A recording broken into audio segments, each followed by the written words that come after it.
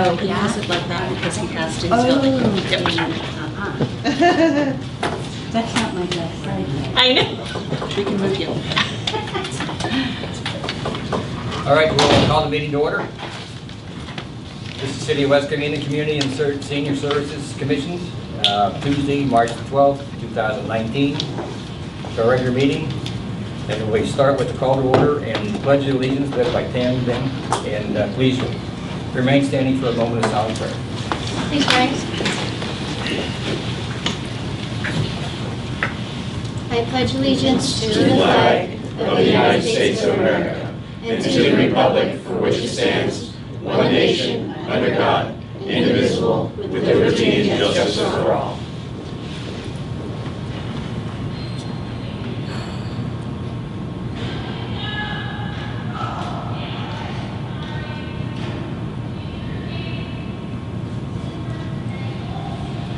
Thank you.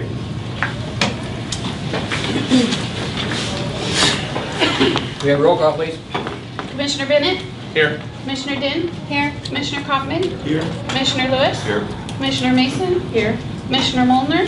Here. Commissioner Velez? Present. Commissioner Williams? Here. Commissioner Zaklama? Here.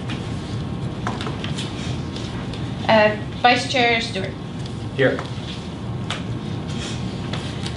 Next up is oral communications. We don't have any cards. Anybody wish to speak to the commission? All right, we'll move right along. And ask for approval of the meeting, the last meeting minutes. Any corrections? I know there's only about 2 or 3 of us here then, but I talked to Nick and Phil, and there's no changes that I know of. I move to approve the minutes as they stand. All right. I'll go ahead and second. All right. All in favor? Aye. Opposed? Good, I thank you. abstain. Yes, Betty. The reason for abstaining is because I wasn't Right. present when you Yeah, we realize that. at the meeting, so. Yeah, we could have done it the other way as well. All right, we'll go ahead and move on to new business then. And the first item up is a presentation from Great Western Park and Playgrounds, Play Court. Do you have a staff report, please? I don't know. Just let it go. We don't have any staff report. We're gonna move right into the presentations. All right, that's I fine. will just give it a little bit of introduction and say, Miles and Game Time have been a partner of the city before. Game Time was a partnership with Playcorps and California Park and Recreation Society with our inclusive playground that is at Cameron. So we've received grant funding to do that. So Game Time was a partner with that project. And we thought we would kick off this new year, new commission with something a little different. In the past, we've really gone to doing presentations more with our CIP project subcommittee. And so we thought maybe for the benefit of the entire commission, we would start having some regular presentation at commission meetings, and Miles is going to kick it off this year. Cool. Thank you, Nicole. I want to thank you guys all for inviting me here. It's not often that we get to do these community outreaches and really get to talk to the commissioners and some of the final decision makers. But when we do get invited out, it's really great. So I want to thank you guys for that. Thank you, Nicole. Thank you, Mike. Just to start off here, you're going to see a couple of different logos and names thrown out. Nicole mentioned as well. At the very top right corner, you'll see Playcorps. Playcorps is the conglomerate of Game Time Playgrounds. Game Time is the playground manufacturer, and Great Western Recreation, who I directly work for, is the distributor of Game Time. So there's kind of a lot of different levels to this. Basically today what I wanted to do was just give you guys a little rundown into who we are, what Great Western does, what Game Time does, what Playcorps does, and also how we position ourselves in the industry to have more benefits to your projects, to see actual physical outcomes rather than just a brand new playground or play structure. So in your park, we really aim to get at the why it is exactly what we do. So just going to get into it here a little bit. This is my crew, my staff who I work directly with. This is our main office back in Utah. We have 5 sales reps here in Southern California. I cover pretty much the inland part of LA County, but mostly San Bernardino and Riverside County for my territory. You'll see at the top right there, that's our office staff. We have 11 full-time CAD designers. They essentially work up our playground designs. I meet with you guys, meet with the customer, and find out what exactly route we want to go. Relay that information back to them, and they're really the brains of the main operation. I'm just the face in front of it, I like to say. Lucky enough to be here in Southern California, obviously, where we don't have to deal with the snow like they do.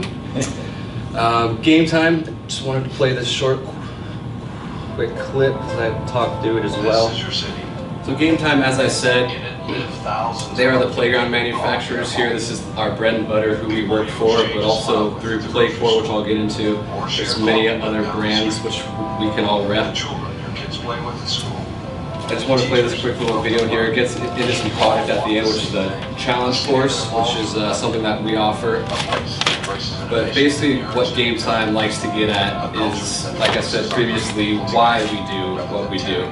So there's tons of research that we put into this, and you'll see Playcore partners with different third-party universities and research to back why we do. And then finally I'm going to get into the National Demonstration Site Program, which is essentially positions Game Time from the other competitors in the industry. And that's where it kind of gets to the product, so I'm just going to skip through that. This is a map of Playcore. So Playcore essentially is a big conglomerate. They own 30 some odd recreation companies. You can see down here in Arizona is our surfacing company with our pour in place and rubber tiles. Also in San Marcos, Texas is Water Odyssey, where we do fountain people.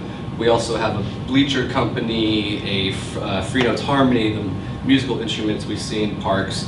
That's what Playcore has really been great at, is giving us access to, once, be able to provide you with the playground and the installation, but as well as pretty much anything that could go into that park setting, whether it's the site amenities, the benches, trash cans, shade structures, safety surfacing. We like to be the one-stop shop as we get into it. And recently, which I love about Game Time, I love about Playcore, I was a recreation major at San Diego State, so I was able to kind of jump into this field. And as I've already mentioned a couple times, the research that Game Time does in Playcore is really tremendous. So as of late, we've launched our core group, which is basically a team. They're located in Chattanooga, Tennessee, where Playcore and Game Time's corporate location is at. And they just go out around the country doing outreach events, doing seminars, putting on trainings, maintenance trainings for the staff, playground surfacing trainings. We're going to get into here. This is the events they did last year, 106 total events. You can see where they're going all around the country. We're really just trying to educate the end users, educate council commissions as to, again, why we do what we do. Great Western Recreation, you'll see our logo there. Those are some of the outreaches we did last year. You might recognize some logos on there. So you have Corona, Long Beach, Ontario, and they're more than willing and very supportive when it comes to coming out here, making a trip out of it, and assisting you with whatever information you guys may need. They're great at press releases and getting the word out there, things like that. You guys got to experience a little bit of that with Cameron Park, I believe. So we've really ramped it up the past couple of years, and the support we get from them is really what drives us people on the ground.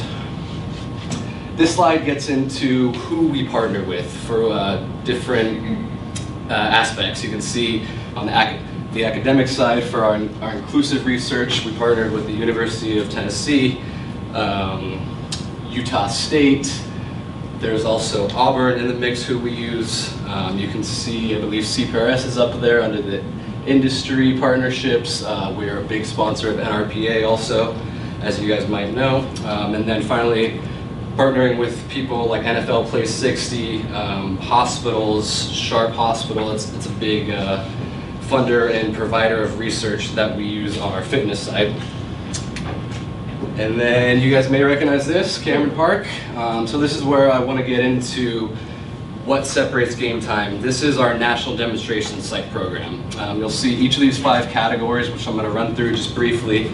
They all offer a different learning aspect for the children to get the strength of the whole child.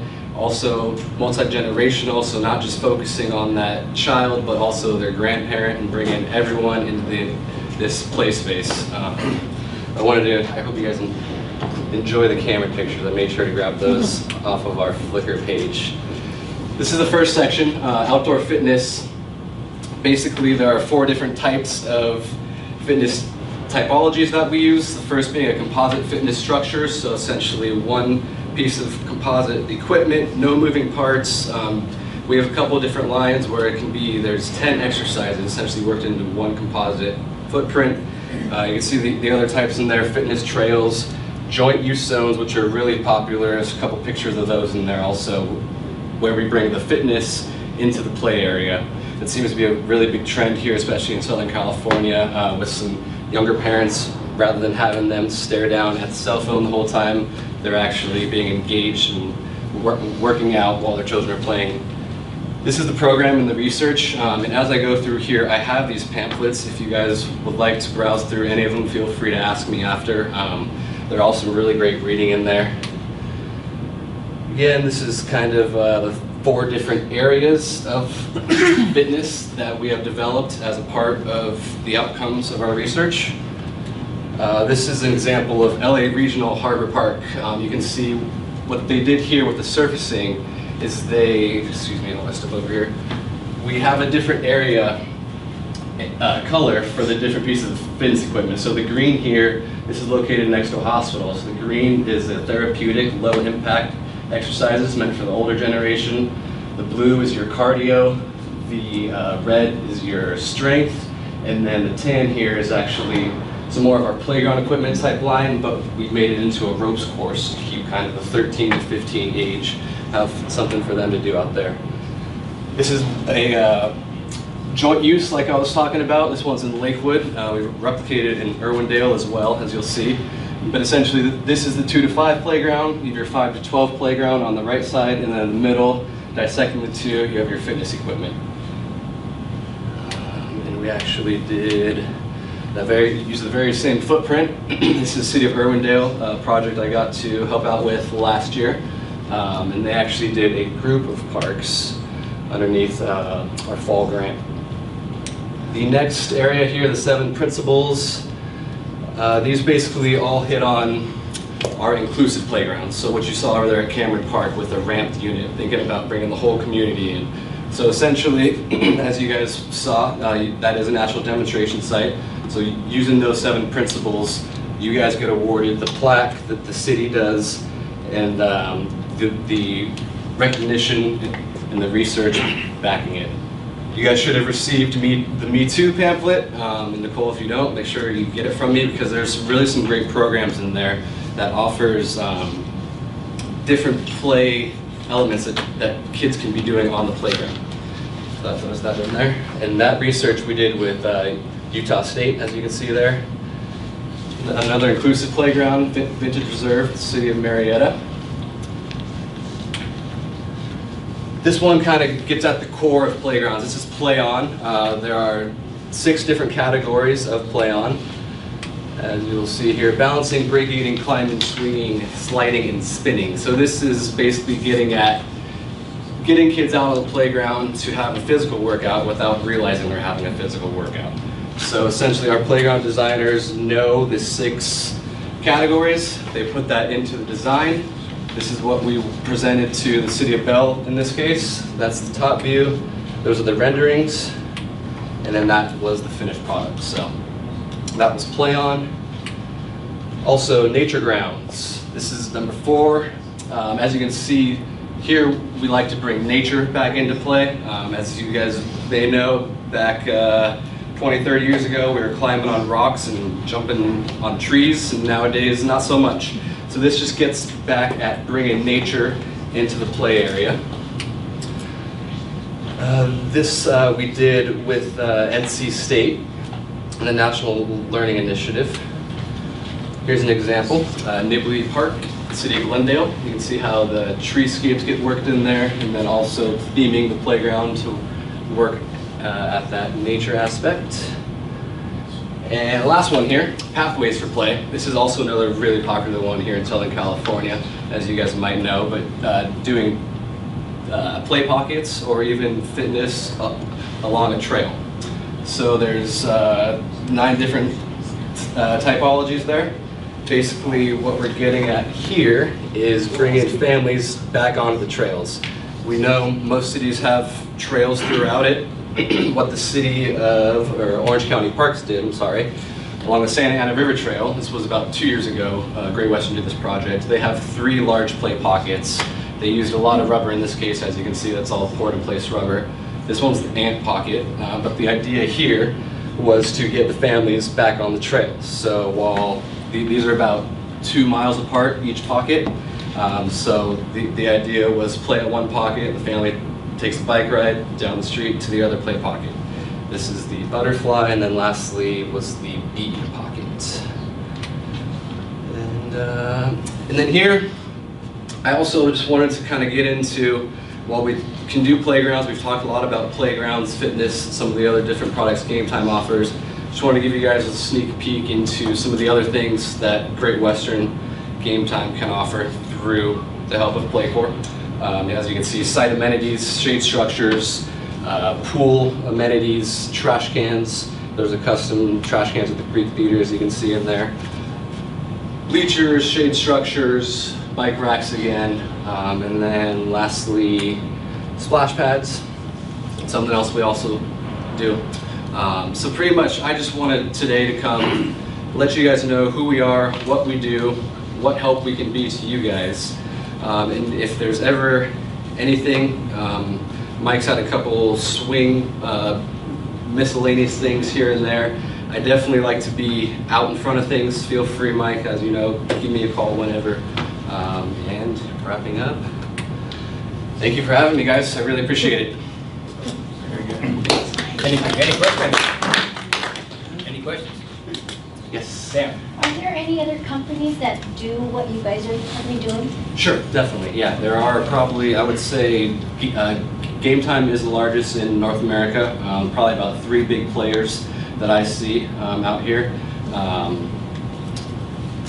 So the short of the answer is yes, there are. Yeah. And another one is, once they're built, Sure.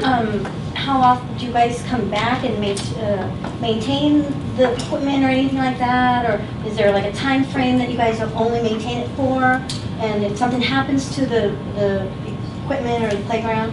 So Great Western subcontracts out the installation through our subcontractors. Once the project's done, we hand that off to the city. But like I was saying, if there's ever anything, you know, you call me up and say, hey, this isn't looking quite right. I like to be the one who can hop out there and be there for you guys to take a look at that kind of stuff. So at some point we hand it over to you guys, but I won't just walk away from a project and say, see you later type thing. Most of the items have a warranty period, so usually it's a year warranty, maybe 2, depending upon what we have. So for example, we had a swing that broke, and they came out and said, okay, here's the part, and you know, we got the part ordered and we get it back on. So sometimes things are out of the warranty phase, so then it costs the city money, but sometimes they're still inside. Sure. Anyone else? You provide the contractor that does the installation, right? Correct, yeah. So Yeah. Okay, but when we did the installation for Cameron, we had a significant problem with the contractor originally assigned to that project. Oh, really? Have you done anything about? Yeah, let me step in, because they actually didn't supply the contractor. What they have is they have certified installers. So the city we had a joint grant with CPRS and Playcore, and so we actually funded the playground equipment, but the actual installation was actually a subcontractor, not theirs, third-party contractor, I shouldn't say subcontractor.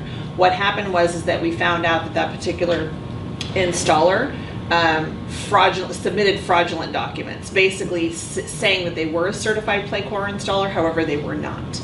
So when we got to the bottom of it, it was at the beginning of the installation process. Unfortunately, it had started, and so there was a screeching halt to the project, and then we had to actually hire a certified installer. And that goes back to, you know, their warranty is predicated on the fact that the certified installers have to install things correctly, and that was required as part of the bid.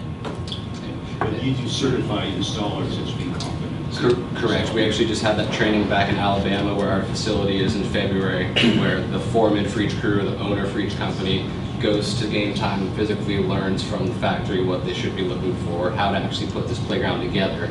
and then brings that back, and that is their certification. One of the advantages of Game Time over some of the other competitors on playgrounds, you'll see they have clamps around their posts. Game Time's all direct bolt, so everything's drilled in the factory. So essentially, it tends to cut out on some non-certified installers installing the equipment, because with some of these others, they can just go and set the clamp, set the post wherever they want. But with Game Time, if you don't know what you're doing and you don't know how to put it together correctly, your whole playground isn't going to go in the ground. So. What kind of procedure do you use to certify your post installers? You know, I haven't been to the certification myself. I've been to the factory and taken a tour of it. So I would assume it's about the same thing as what I did. They run through the factory, get a breakdown of basically when an order comes in, this is what happens, and they're showing them how to put the lock washers on correctly, how to tighten down these bolts correctly. Because as you guys may know, playground certifications can be very stringent. After the playground is done, we'll hand it off to a certified, third-party certified playground safety inspector.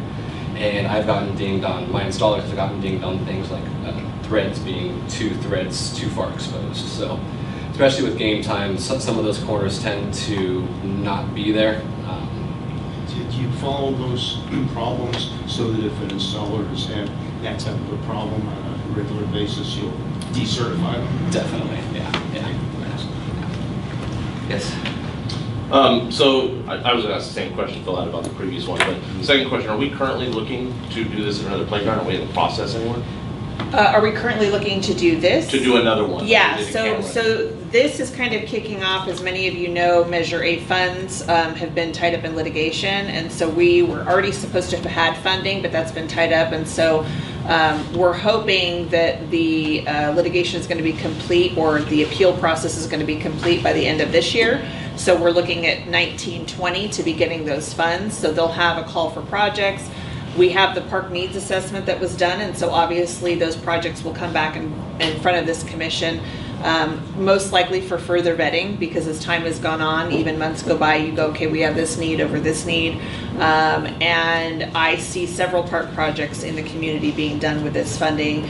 Specifically, of course, before the previous council had Shadow Oak Lower Plateau as a priority project to get not only the playground done, but also the parking lot. So that was a bigger project. It was over $1 million, that plus the restroom facility. And to be honest with you, almost every single park that we have, a handful of parks don't need renovation because they're newer playgrounds, but the majority of the playgrounds in town are due for a refresher or upgrade. May I ask you, what measure was that? Measure A, as an apple. Yeah. So the city is going to see about $300,000 annually from that funding.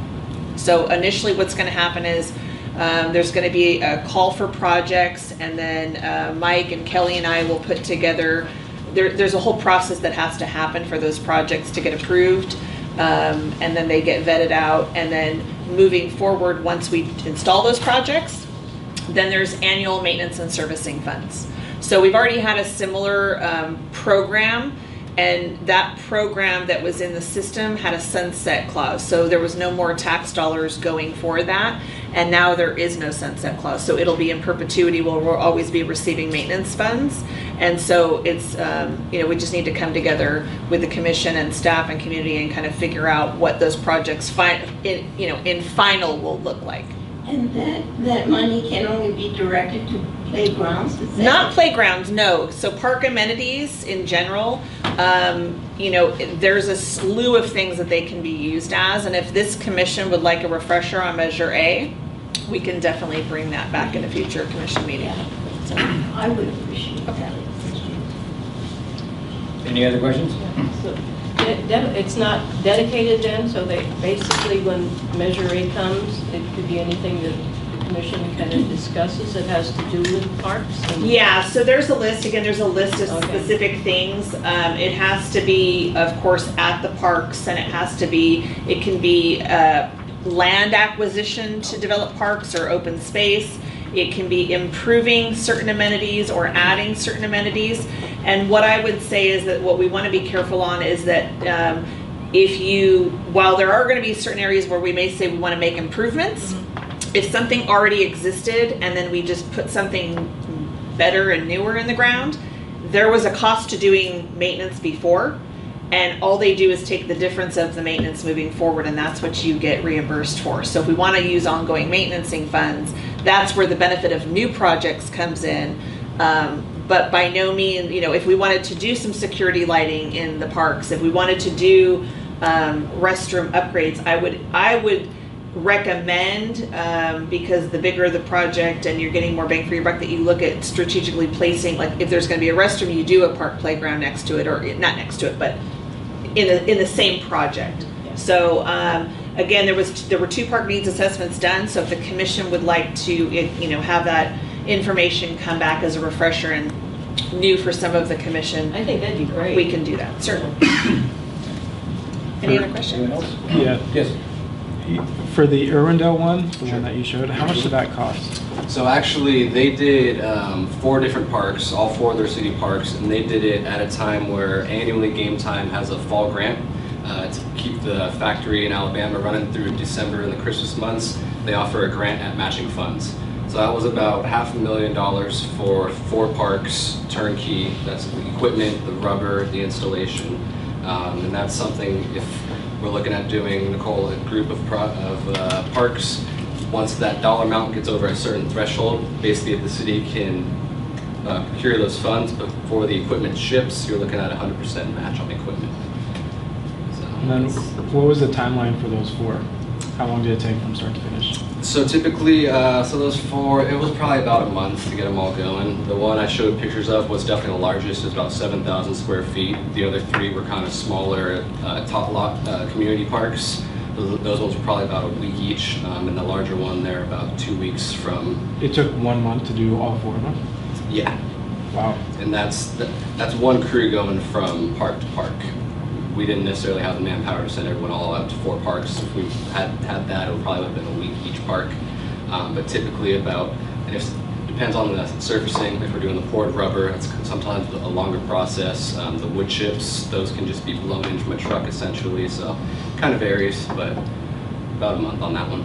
Nicole, if it's $300K annually, if you're doing it, can you roll over funds? Or is it $300K per project in that year? If you approve the project 2019, funds only can go 2019 if you approve the other things. So Yeah, so I'm not sure. They just released updated guidelines. So typically, it's going to be in perpetuity. So it's not going to be just one project. We have multiple parks and we have multiple projects that are outlined. So because now we're late in the game, we're going to probably have more than that 300,000 because the money's been adding up because it's a parcel tax. So I'm not sure what we're going to end up with as we get updated, because we're going to have more meetings coming towards probably the middle. I don't know, in the next few months we should probably, Kelly and I usually attend those, or we go on conference calls. So I don't have a quick answer on that, but typically it's not just a one and done. Okay, and the last question is, have you guys done parks where they're purposed for large events, like an amphitheater or things like that? Sure. Playground-wise, we've put playgrounds into large parks, definitely, at the City of LA. There's a lot of our stuff. I would say there's a playground right by Griffith Park. Those kind of a large attraction, playground-wise. But you bring up an amphitheater in particular. I'm working with the City of Menifee right now. We're working up a large 60-foot enclosed amphitheater with a custom sign on top. So there's definitely some of the larger scopes out there we can definitely accomplish. If you have photos of that and send somehow, Yeah. I'd be pretty curious to see that. Definitely, yeah. If I can get an email from Nicole from you, I can shoot You can just send it to me, Miles, and I'll share it with the commission. Good deal. Yeah, I will share our Flickr page with you guys. We pretty much put all of our completed projects go up onto our Flickr. You guys can browse through there, and I'll highlight the amphitheater for you. Thank you. Steve? One last thing, and kind of partly off of him. So if the funds can or can't roll over, I'm curious on that answer too. But I know in transportation funds, those can be sold sometimes. And being that we're a city that's having a little bit of a budget crisis, can this be sold? Okay. So you can't trade them with other cities. It's our use period. Yeah, because again, it goes back to the park core nature of each community. So each community has its fair share. So there's a specific share of the pie. We get more than a smaller city, for example. So they designed it that way. They don't want you selling Good to know. Yeah, which is important. We need parks. We need projects. That's why I'm asking. Yeah, we need amenities improved.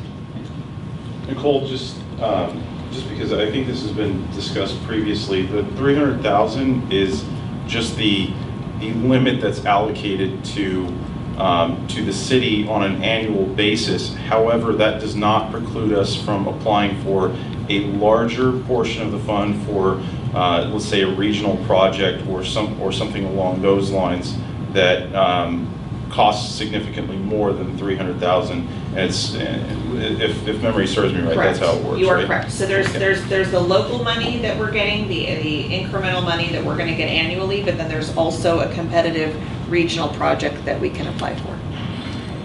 And so again, as we get more information and we start getting closer to when they're really going to launch it, it's like, oh, we're almost there. Oh, we're almost there. Then we'll share that information with the commission, but we can definitely bring back a Measure A update for you and get into more detail at the, what month are we in? March? At the May meeting. What day is it? Any more questions? Okay. Thank you for your presentation. That was very nice. And, Thank you, Miles. Very informative. You have to get over there. Are you okay? Yeah, just squeeze over there. Thank you. Squeeze in there. Perfect.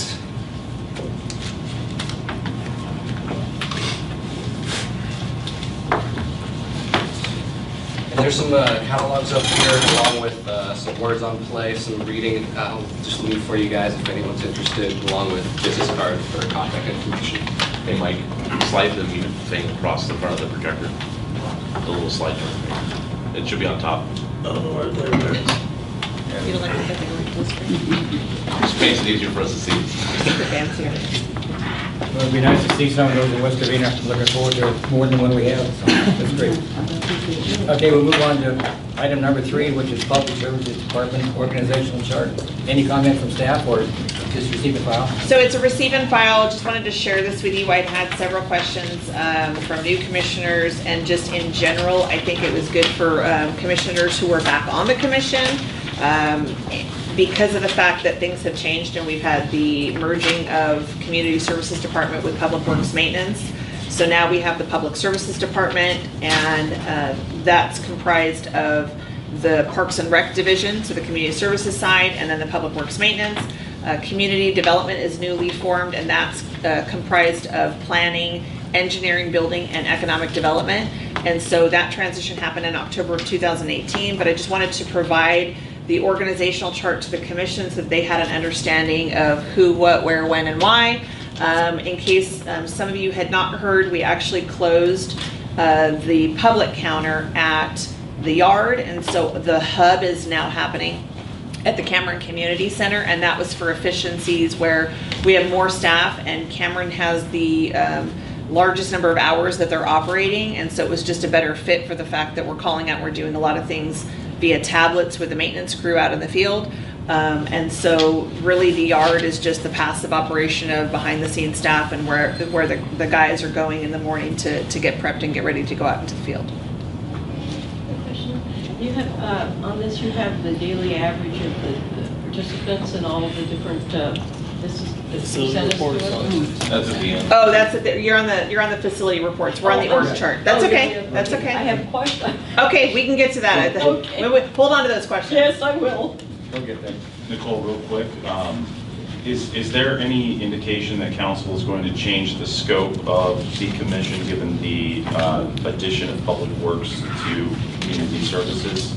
I haven't had that inkling. Yeah, I have not been given that direction or heard that from council or from meetings that we have with the mayor pro tem. That hasn't been discussed, but if that does, I will definitely give that information to the commission. Thank you. Any other questions? Okay, seeing none, we'll move on to Volunteer of the Year program. Staff report, please. Sure. So every year we do this awards program, and some years we're more successful than others to get feedback. So we tried to bring it to you even earlier this time. And so the one award that we just seem to have the problem with always getting a head notification is the Outstanding Older American. So the Outstanding Older American actually is something that's a program that's done by the county. And every year the deadline continues to move up. So it used to be that they did the program and where you'd have somebody that was nominated, they got recognized at the Dorothy Chandler Pavilion, had a really nice lunch with all the representatives there. It was a really nice event. And then you had to notify them by April. And then it became, then you needed to notify them at the beginning of April. And then now it's become March. So it just continues to move up. And understandably, it is a large production. They're getting from all over Southern California. So a lot happening. So with that being said, the deadline was actually yesterday or today, I believe. But they obviously work with us and are flexible. So what we need to do is get a nomination from this commission for Outstanding Older American, and then we can move forward with giving that information to the county. And they're recognized at the Senior Center at the Volunteer Recognition Luncheon in April. In addition to that award, I wanted to make sure that this commission was aware that we're opening up the nominations for the Recreation and Community Services volunteers, which we always seem to have a problem getting nominations. I don't understand how we have 10 commissioners who can spread the word and we have 110,000 plus population, and yet we always struggle to get nominations. So I'm crossing my fingers and hoping that you will seek forth and reach out to people. It's, you know, on social media, on our website, all of that will be promoted. But we're getting the word out now, and the deadline is Thursday, May 2nd. So we have plenty of time. It's March. So hopefully we will have those people be nominated. The questions have come up before. Can it be a youth? Can it be a, you know, an adult? What do we want? We want whatever nominations you feel that are fit to bring forth. I will say that I believe we did have an outstanding. We have two. Yes. At the back of your packet, there's two nominations we've received. That's all you've received so far? That's all we received for Older American. Yes. Yes, that's it. So if the commission would like to discuss those two applicants or those two nominations that we have so far, and then make a recommendation, we can forward that information to the county. As far as the other ones, if you have any questions about the Community or Recreation Services Volunteer Award, now is the time to ask. Otherwise, Well, since we only have two, and we have till May 2nd. no, those two are for the deadline that is already upon us. Oh, the new one. Right, so the Outstanding Older American, I need a determination from this commission tonight, and the two that are listed there are just ones that were nominated by community members before we submitted the packets to you all. So if there's somebody else that you have in mind, it doesn't need to be some official form, because again, this commission has the ability to make that recommendation.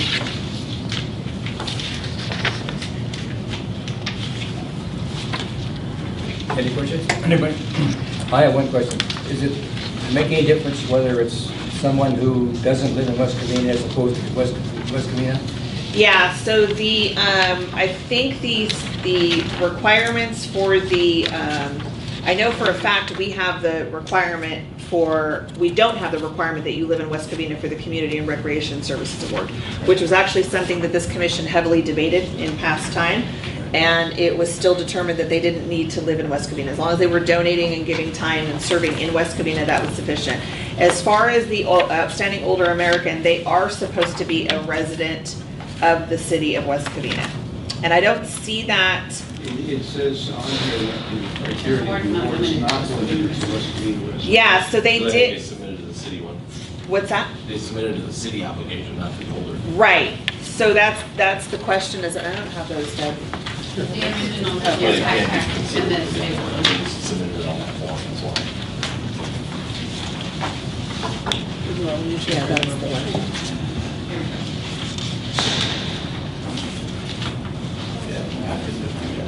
He's responsible. No, it says not limited West Covina. Yeah, so then they did change that because they used to require residency in the city. for the Outstanding Older Americans. So both of the awards are not required to be West Covina residents. It's required for the service to be in West Covina. Both of these that were submitted, though, however, are residents. Correct. But I think they might be asking because maybe they have some comments about somebody who might be, yeah. So the older American has to be in by May when? The Outstanding Older American needs to be tonight. I need to have an Oh, it has answer to be tonight tonight. because the deadline was already yesterday or today. So we gotta pick one of these two. Yes. Or, it's again, you don't have to pick one of the two that were submitted. Those were just received from staff, so we included them in your packet. Yes, Steve. I'm not personally familiar with either one of the people, but I'm curious if any of the commissioners know any of these people. Right, that was our problem last Some year. knowledge. So, I mean, the letters are great. I just was curious if anyone has any personal knowledge of these people. Any personal knowledge of either one that from anybody here?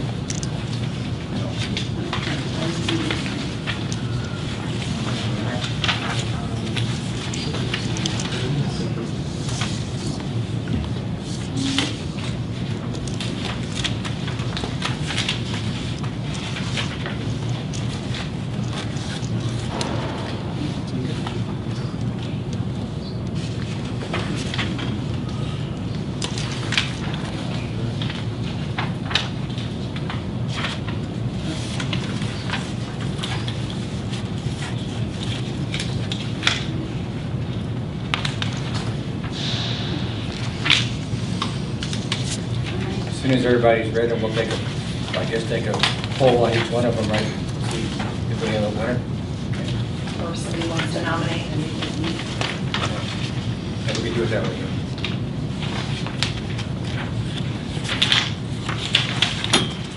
Would somebody like to nominate one of those two we have? I'll nominate Kim one.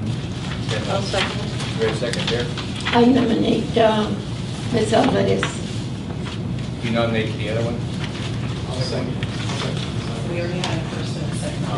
Yeah, we had to take a vote on the first nomination. You want to roll call on that, or? Okay, roll call, please. Commissioner Bennett?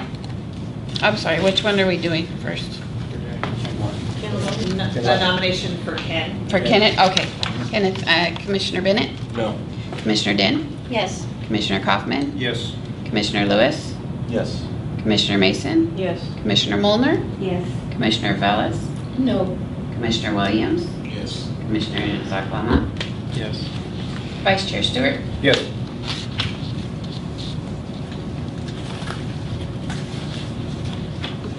So that was, what was the vote? How many no's we have? 2. 2. Any 2? So it looks like Ken's the winner, right? Yeah, that's, so that would be our nomination.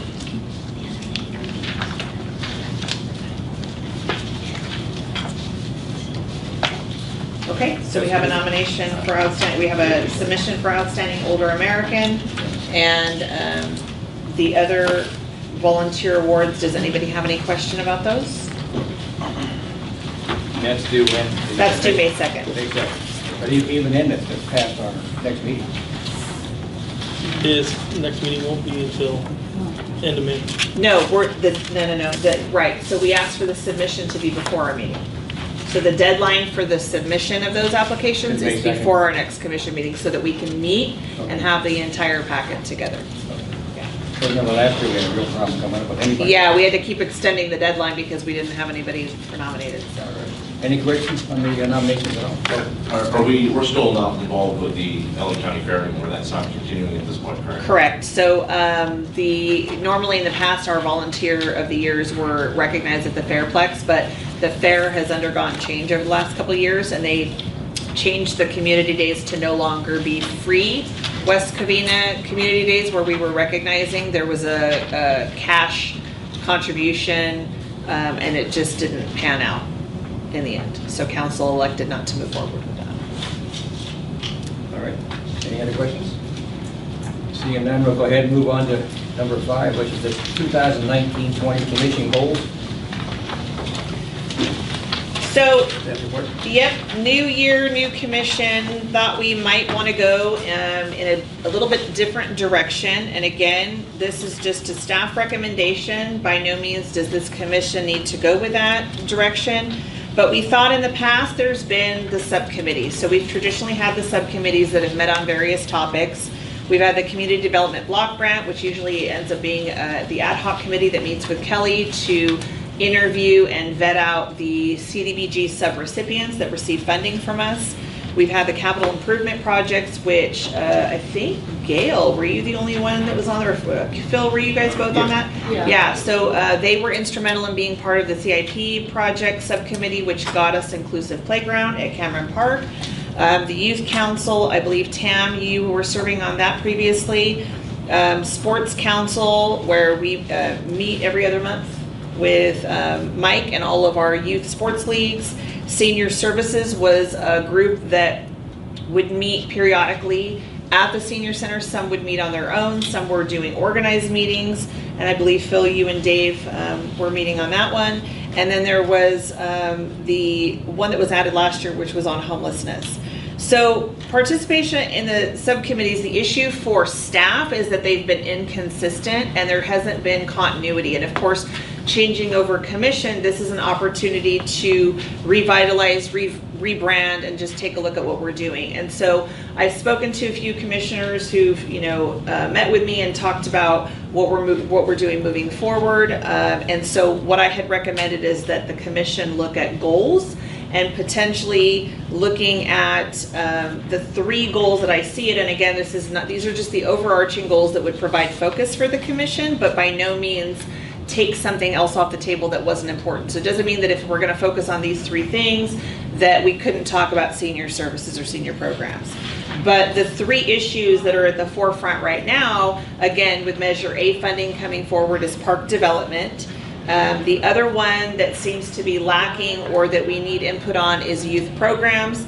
Many of you might know that we just had our Student Government Day at the council meeting last week, and we actually had a working lunch with them, and we got a list of youth programs and services that they would like to see. So hopefully we can bring that back to the commission for your consideration and kind of brainstorming and how we're going to move forward.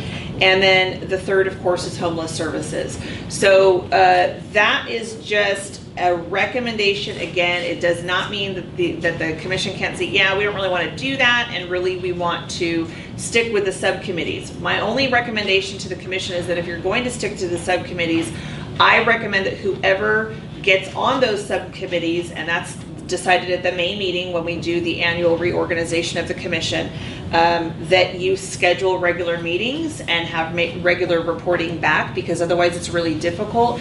And then we get to the ad hoc committee portion, it's like, I have nothing, I have nothing, I have nothing, and then we're done. Well, again, if the commission is supposed to be the advisory commission and really trying to advise about how to make things better, whatever that topic is of concern, then it's just recommended that it be on a more regular schedule. And that's to also help facilitate with staff doing whatever research is necessary and bringing back information to the commission as a whole.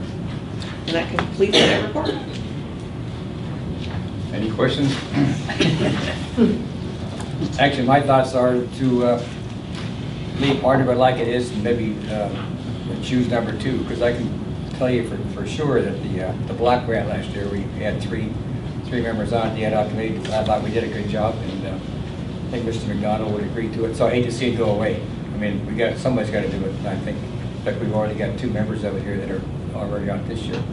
But senior services is lacking. I was on that. I've been there a couple of times, but I can certainly do more.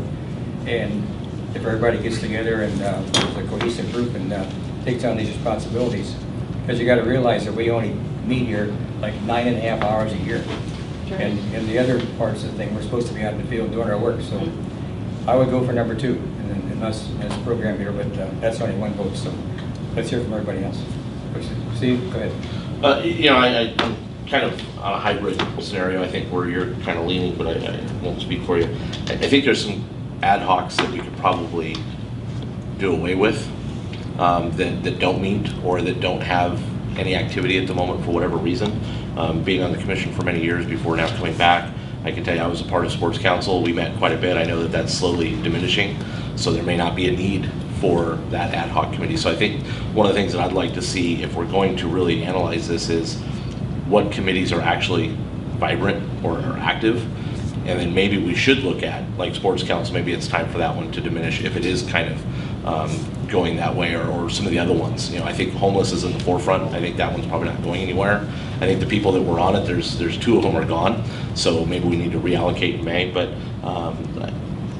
I kind of support a hybrid of kind of what you're saying, a little bit of both, kind of thing. But I do think all of us should be more involved in every committee. But like I said, speaking from a guy who was on sports council, and I was on CIP at one time, just not for the playground, and I can tell you that there's not a lot of reporting back, just because there's just not a lot to be said. So. Yeah. Okay, I think that the senior, we can't forget the senior commission, because we used to meet at the senior center years ago, and we were involved in the senior center.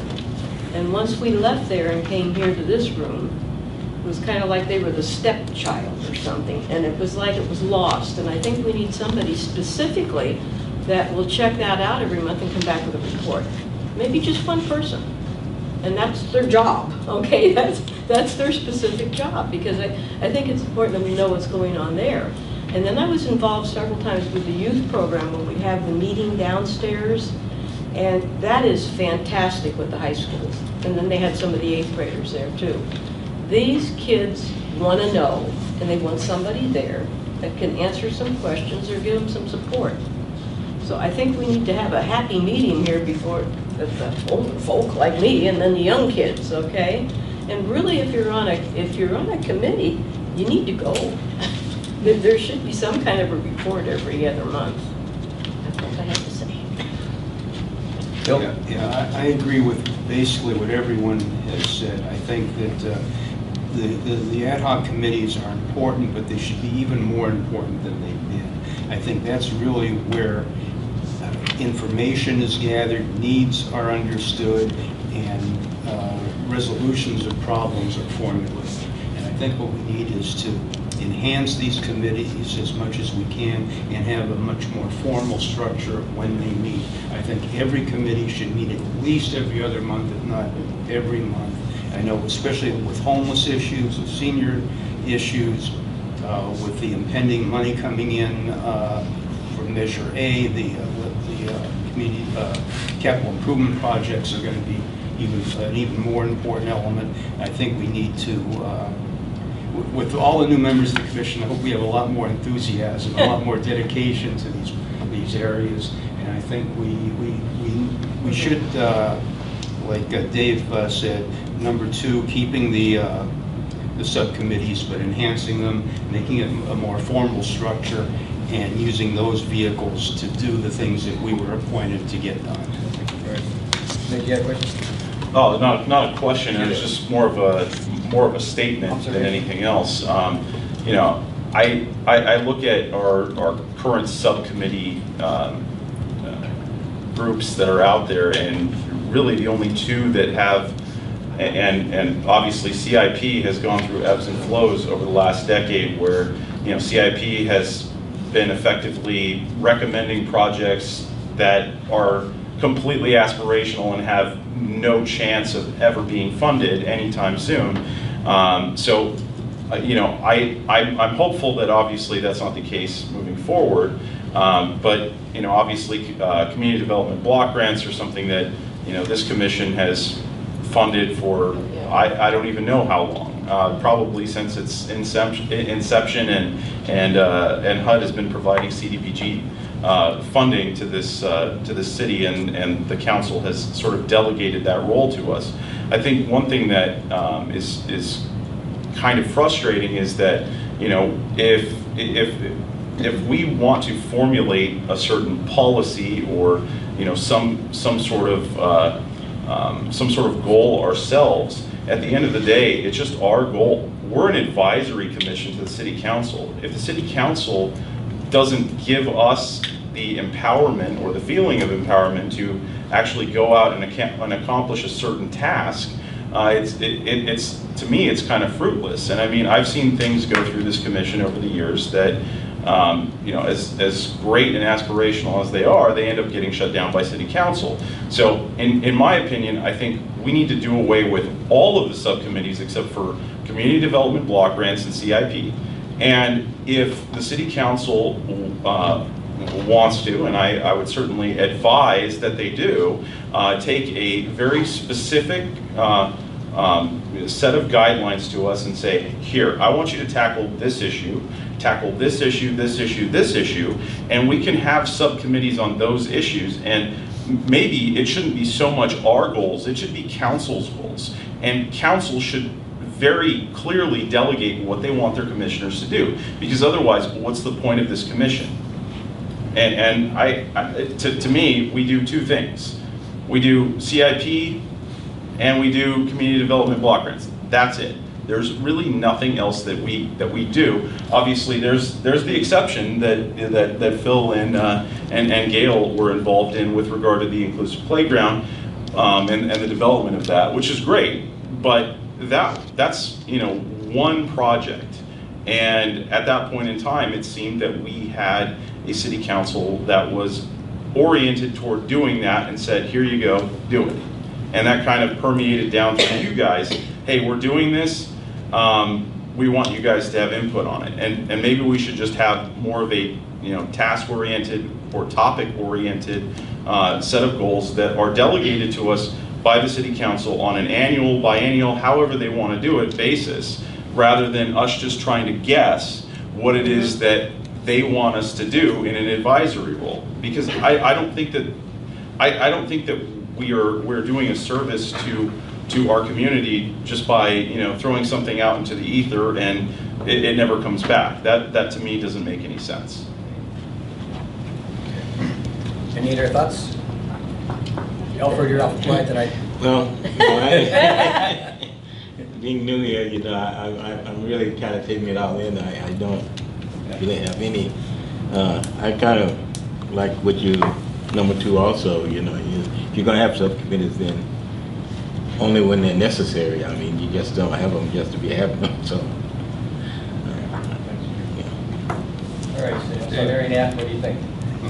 I think somebody needs to make a motion on what I'm doing. I knew you were going to say that. Did I just say one thing? I respect Nick's position, but I really can't agree. I think I absolutely agree with the problems we've had with us doing things and disappearing. And I've brought that up before the council on a few occasions, most recently just a couple of meetings ago. And I would hope that maybe the new council will have a little different viewpoint of what the commissions do, and maybe we'll appreciate what we do and take more advantage of the time and effort that we put in for the benefit of the city going forward. But I think it might be a mistake to sit around and wait for them to tell us what they want us to do. I think we could sit around and not have anything to do for quite a while waiting for that to happen. So I think we need to go forward with the types of things that we've been doing, and hopefully with the new council, things won't disappear. And if we need to bring that up to the council as often as necessary. It's like a road map. We need a map of where they want to go first off. If we're going to be helping, it would be nice to have, like you have suggested, Nick, which way to go. But why not meet with the council? Why can't the council come and meet with the commission? That's exactly what I was going to suggest. Meet with the council, see what direction the council would like us to participate in. And then we have a direction. I totally agree with what Nick was saying, because this way we know exactly where they need us. And the city would benefit more if we would know what direction to go. Steve's for your next question. I was just going to say, I kind of agree with what you're saying. I definitely agree with what you're kind of going with. I think there's committees we could probably get rid of and kind of go along the same lines of what everyone's kind of saying here. But I think that as a member of the commission, one of the things that we're supposed to be is involved in all of those things anyways. So some of those committees, those ad hocs, it shouldn't be just 2 or 3 people that are part of that ad hoc. And so, when you look at CBDG and CIP, I can understand having a smaller committee come back and present those. There tends to be a lot more activity in those subcommittees. But there's not a lot of activity in things like, do sports or youth council per se, some of the stuff you come back with. I'm not picking on anyone, but there's just not as much activity there to maybe meet every two months or meet whatever it is and discuss as a committee. So maybe those are things where the commission should be going as a body. Maybe all of us can't go at one time, but if two of us can go, it shouldn't be just the subcommittee, it should be any of the commissioners should go. So I support kind of a hybrid of that, like I just mentioned a minute ago. I would get rid of a few kind of along the lines of, I think CBDG and CIP should probably stick. The homeless one is a topic. I don't know if it's a committee purpose or not. It's definitely something I'm intrigued to listen to the direction of it, but I'm going to make a motion that we kind of do a hybrid. We eliminate all but the CIP and the CBDG, possibly the homeless, and then the rest of the commission should be involved in all the different what are now subcommittees. Carol? First of all, I'd like to say thank you for letting me join this committee, commission. I'm very new to city workings. And the reason I found an interest in coming to this, this group was to participate, to help the people that in the city need it. And I'm looking down here at upcoming events. There's a St. Patrick's Day lunch at Cortez Park and Senior Center, and then there's the Cherry Blossom Festival. Why are those given to me? And maybe there's more on the, yeah, look, there's a lot more. Why do I have those, if not to pay attention to them, to maybe have some, be out there so that the people can see that the city is interested in the functions that are going on. And that's kind of why I joined. But that doesn't mean I want to do them all. But I do think that it would be nice to have a presence there. And that's all. Yes, since Bennett, Steve made a motion. We should have seconded that or dismissed the motion. But I second the motion, so we can have a discussion on it. But she already had her hand up to talk before. Which is okay. Yeah. Okay, so you made the motion. And I second it. Second is Steve's motion. No discussion on that, yeah. Well, it sounded a little ambiguous. You said keep the community development block grant, capital improvement projects, and maybe the homeless, and maybe the, I think you said one other. So, it's a little ambiguous, but I think we need a definite, if we're going to vote to eliminate some, we need a list of the ones we're keeping. I'll amend that to say that CIP, CBDG, and I'll keep homeless in there since the ambiguousness was homeless, to keep those three, eliminate the others, and I think all 10 commissioners should be involved in all the rest of the committees. That's my motion. Okay. Do we have a second to that motion? Yes. Just a real quick question. Two things on that. If we have committees that are not part of a regular commission meeting, then we have a problem where we're having a meeting outside of our regular commission meetings, and so that would be a Brown Act violation. So I don't think that we should do that. I think that we need to have, and if we want to do up to 5, that's fine, but we can't have more than 5. So that's my only concern on that front. And then as a secondary thing, I would support your motion, but for one thing and one thing only, I think you need to have a request to council to give topical direction to this body so that we can move forward in a more cohesive manner, with an understanding that we are working toward this goal or this goal or this goal. We need to know what problems they want us to find a solution for. If we don't know, and let's say it's not a problem that they're interested in solving, then what's the point? So I think that's the only thing that I would like to see. And if you consider amending your motion, I'll support it. If not, I won't. I'm willing to amend if she's willing to amend her second. Sure. I do. Go ahead. Steve, in your motion, do you have anything about adopting the goals? Well, I think the goals, the only thing I would say is it's hard to be a part of the Senior Services Commission or not have senior services as a goal. Yeah. That would be my only comment to that. But, Yeah. I mean, if we're really going through with the ad hoc committees going away and we're all a part of it, I think that amending it the way he's looking at, I think you're looking at for some council response. And I think I agree. I actually think council should give us a little bit more direction.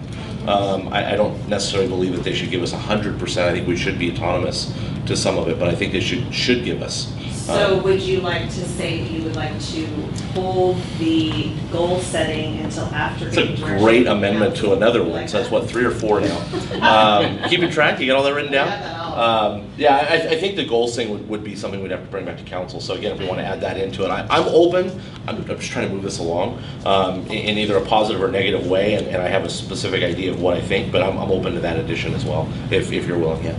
Yeah, just for general discussion with this, generally speaking, as far as committees go, I think the way a committee works in this setting, where we don't necessarily have staff or resources to allocate underneath within each subcommittee, kind of poses, it makes it so that, in my mind generally, that if you're assuming these 2 or 3 or 4 people are taking care of this task, you might never take care of that task, because many other people could have or would have or might have a conviction or have a thought, but they're assuming a few, 2 or 3 people within this room are taking care of it outside when they may or may not. So that's one part. The other part is, generally speaking, when you think everybody's taking care of it, sometimes nobody's taking care of it. So I do like what Steve, and I think with what Nick is kind of saying too, is that if there are very specific subcommittees that have very specific tasks and there are people convicted and passionate about that, I'm cool with that. Generally though, just to have a subcommittee, because we know these set of tasks or this category of tasks should be taken care of. I think that isn't necessarily a good enough purpose for a subcommittee, because it might end up undercutting that set of tasks or that direction. And then generally speaking about the goals, if we want to discuss that now, but if we want to discuss that later, because now we've amended that the goals are not part of this motion. So I have some comments about the goals later. So Steve, we got your motion with 3 amendments, right? Right, 3, 4, 10, whatever it was. I need to hear the whole motion. Yeah, do you have that written down if you want to repeat what's in my motion? Commissioner Bennett's motion is that he would like to retain the subcommittees of community development block grant, capital improvement projects, and homelessness, with the caveat that the goals will be delayed until after getting clear direction from council on what they would like the goals of this commission to be. Does that cover what you wanted amended? Sounds good. I like that. Is there anybody here, sorry, really quick, is there anybody here that has been on a subcommittee that is not in those 3 that's really passionate about it and they feel it should be included? Just to get ideas, because I don't know. Yeah, Tam, what do you think? I would like to still, be very active in the youth council. And by his measure, you can be, it's just not gonna be. Yeah. You won't have to go to separate meetings. So kind of to parlay off of what Nick said about Brown Act and stuff, I agree with you, you gotta be careful, but I think if everyone can go, as long as we don't show up as a majority in essence, which in most subcommittees, we're having trouble getting 1. So if a couple of us show up, we're not gonna have a Brown Act. I understand what you're saying, but I think that's gonna solve that problem, and then all 10 of us have the opportunity to attend youth council. All 10 of us have the opportunity to go if sports council continues. And you'll just have to be mindful when you walk into that room and you see 5 and you're the 6th, you're Correct. just gonna turn around and walk away. Yeah, either walk away or you can't discuss business, right? Is that how it works? So I'm pretty sure that the acting director at that time, or acting city manager, whoever is in charge of that, will notify us of a Brown Act violation potentially, and probably do He's that. gonna be on holiday. Yeah, I'm sure. So like I said, I'm sure there'll be a notice. But anyways, I'm comfortable with the way that Director Bresciani stated my motion. Director. Don't get ahead of yourself. There's only one doctor in the room, and he's a lot nicer. Are you cool with it now? So Betty, you're good with the amendments for your second? Yes. All right.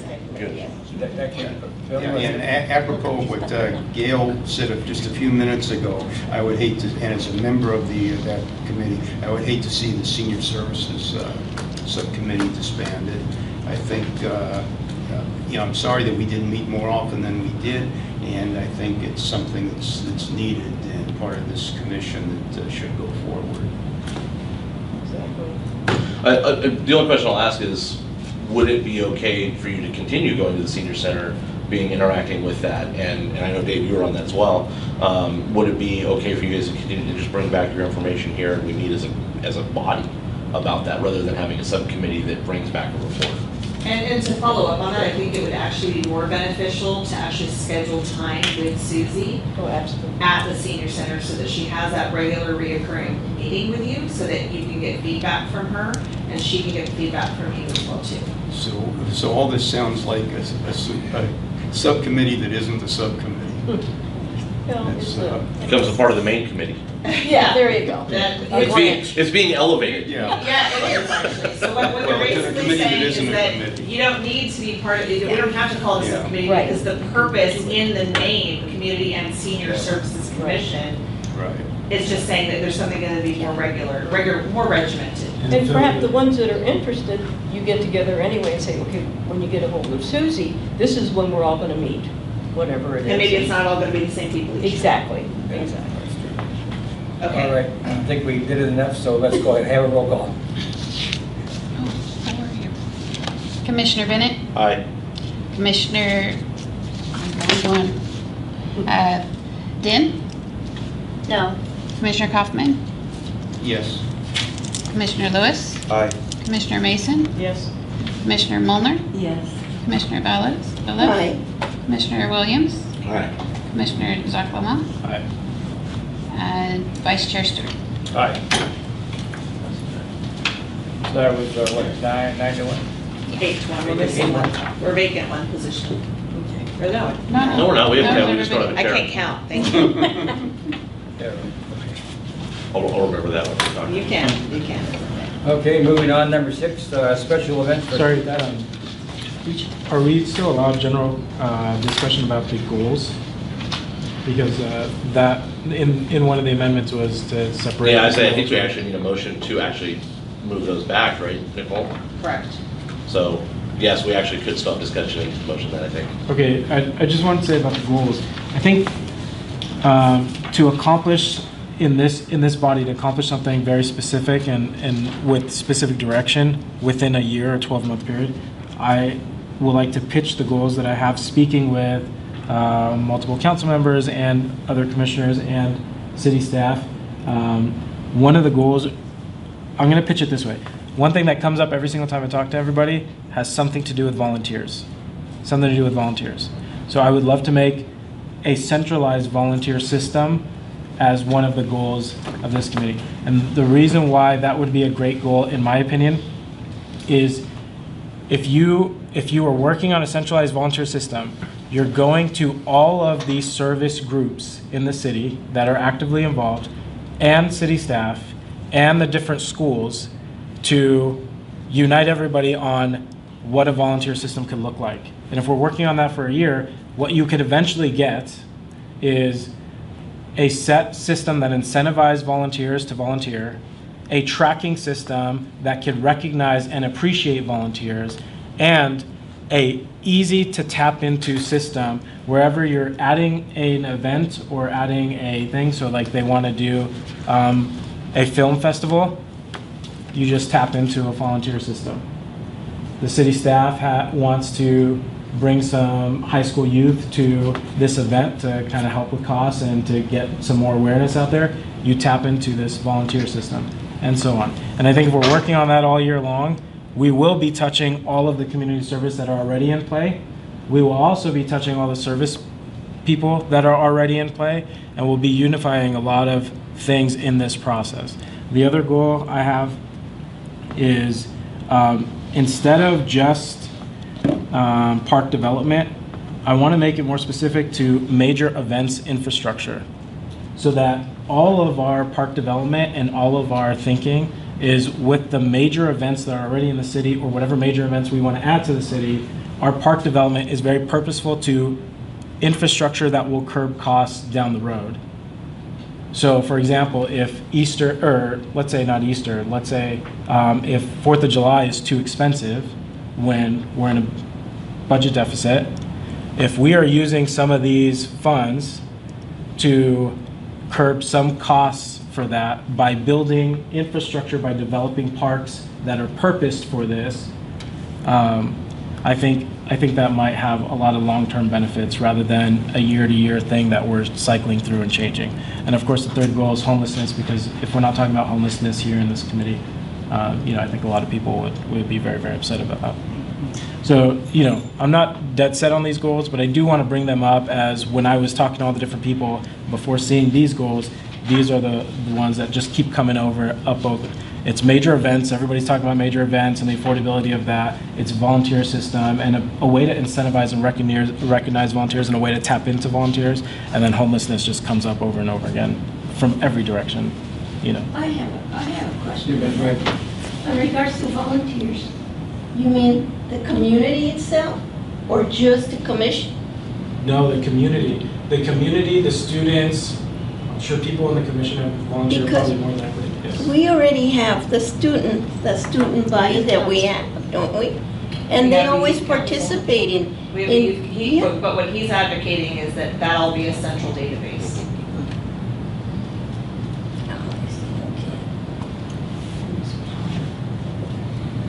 I like the idea. I'd like to see that be, well, I'd like to see what the city can do and how it can be done, but I like the idea, and I'd like to see that myself. I think it's a great idea. So, I would support a motion for that. Before there's a motion, though, where would you start that idea? Where would you start? How would you create it?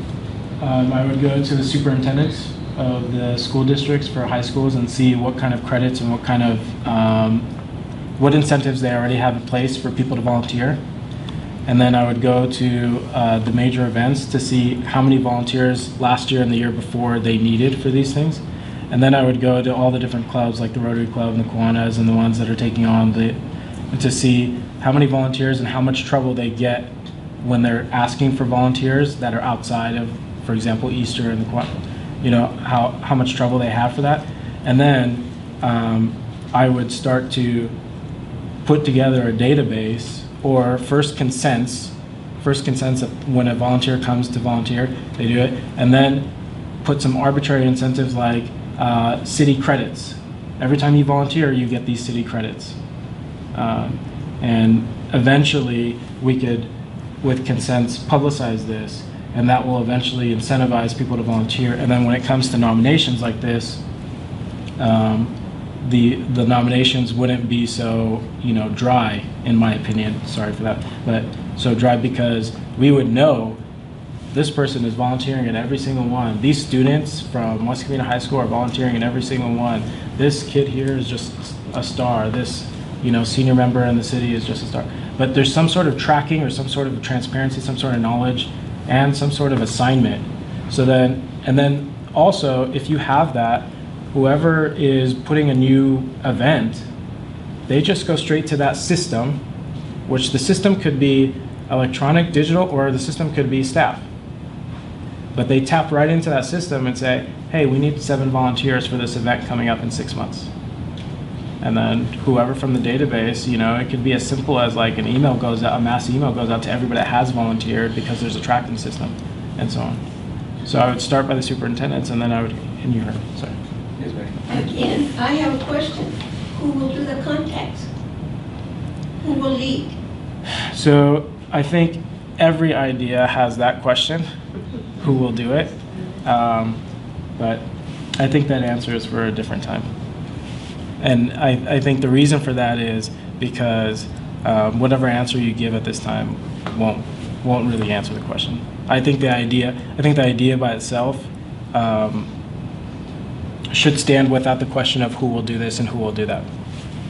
But would that mean the commissioners itself will go out to the schools or will do the publicizing for the volunteering? Who will do that? I think one idea would be that the commission is in charge of upkeep of the centralized volunteers. The Community and Senior Services Commission is in charge of the upkeep and the recurring of this. That's one idea. Another idea could be staff. Another idea could be the youth council, or another idea could be just youth in general. I just see the need for a centralized volunteer system. Yeah. Any other comments along that line? So I just have sort of questions for Nicole that, I don't know, kind of to dovetail off of that. And I know the city has certain limitations in terms of, what it can do with regard to allowing people to access, like, say, the city's website and make certain changes and stuff like that. And obviously, we have concerns about the legitimacy of whatever somebody would put in. Would there be any insurance considerations or something like that because the city, knew or had reason to know that this person is, someone nefarious posting X or whatever? I don't know. I mean, I guess if it's just a platform and it's, a general public forum, I think that's conceivably okay. I have concerns about. I have like legitimate liability concerns that are. Because you're a lawyer. Yeah. Well, I just. Look. We saw the city had to dole out over $2 million to settle a lawsuit out of the reserve funds this year, and it's not that it's not a great idea. It's a good idea, but I'm concerned that this would be something that I think the city might want to look into partnering with maybe a nonprofit or something like that that actually manages this as opposed to doing it itself, so that way there's sort of a barrier in between, if you will. And then I don't know, I was a little thrown off by the whole idea of city credits or whatever. I don't know if we as a city want to get into social currency and stuff like that. I don't really think that that's a good idea. I think that's an inherently invasive thing and potentially an invasion of privacy. Some people volunteer solely for the purposes of just trying to do something good, not for the recognition. And I am very much in favor of keeping those people anonymous. I know obviously you talked about a consent, based system or something like that. I just, ultimately, I think people volunteer not so much for the notoriety. They do it for, the intrinsic good that's behind the whole thing. I don't know if we want to get into the business of social promotion on that. Ultimately, I think volunteerism is a great thing, and we need to promote volunteerism. But if we're just doing it for the purposes of putting people up on a pedestal and say, look at me, I took a selfie, put it on Instagram, I don't really think that's the kind of society that we want to have moving forward. And so that'd be my concern about having that sort of social currency undertone that I think you expressed. Was there a question for me somewhere? Oh yeah, ultimately, I think the question on that is, I don't know if the city would have any resources for that. Where would that come from, one? And two, could the commission itself even have the authority, given the fact that we're just an advisory commission, to actually operate a city-run website? Yeah, definitely love the passion and enthusiasm from Dr. Zach, and I think that like anything is possible, right? But then we have to get into the weeds on how is it financed, right? And as you mentioned, there's no answers that we could give at this particular juncture because it would have to be looked into. But I think I want to dispel a myth about the fact that like you just get this free labor of volunteerism, whether it be interns or volunteers, and that somehow that's just like this autonomous thing. Somebody has to manage that program, right? Somebody has to manage the database. So for every organization out there that has volunteers, nonprofits across America, there's a volunteer coordinator or supervisor or programmatic element to that. So yes, the simple answer is yes. Can it happen? Absolutely. But then it comes down to who manages that. I would not recommend the commission manage it. It has to be a vetted employee, somebody that has something to do, whether it be a city employee or whether it be a partner, that we have, whether it's a private entity or a nonprofit entity. But the reality is that you're talking about people's private information.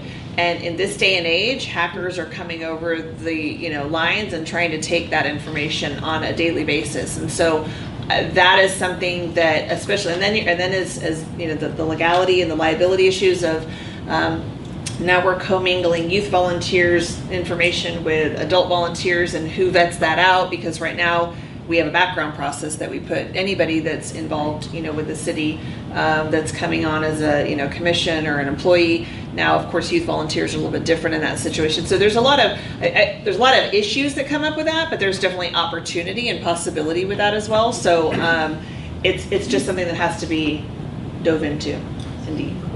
Correct. Yeah, it's a complex issue. Yes. Any other questions or answers on that? I had one thing, but listening to you, I like the idea, but my first thought was, you have to go find volunteers to go find volunteers. Yeah. And that's the problem. So, anything else in that subject? All right, we'll go ahead and move on to number 6, which is the special events for 2019. Any staff report on that?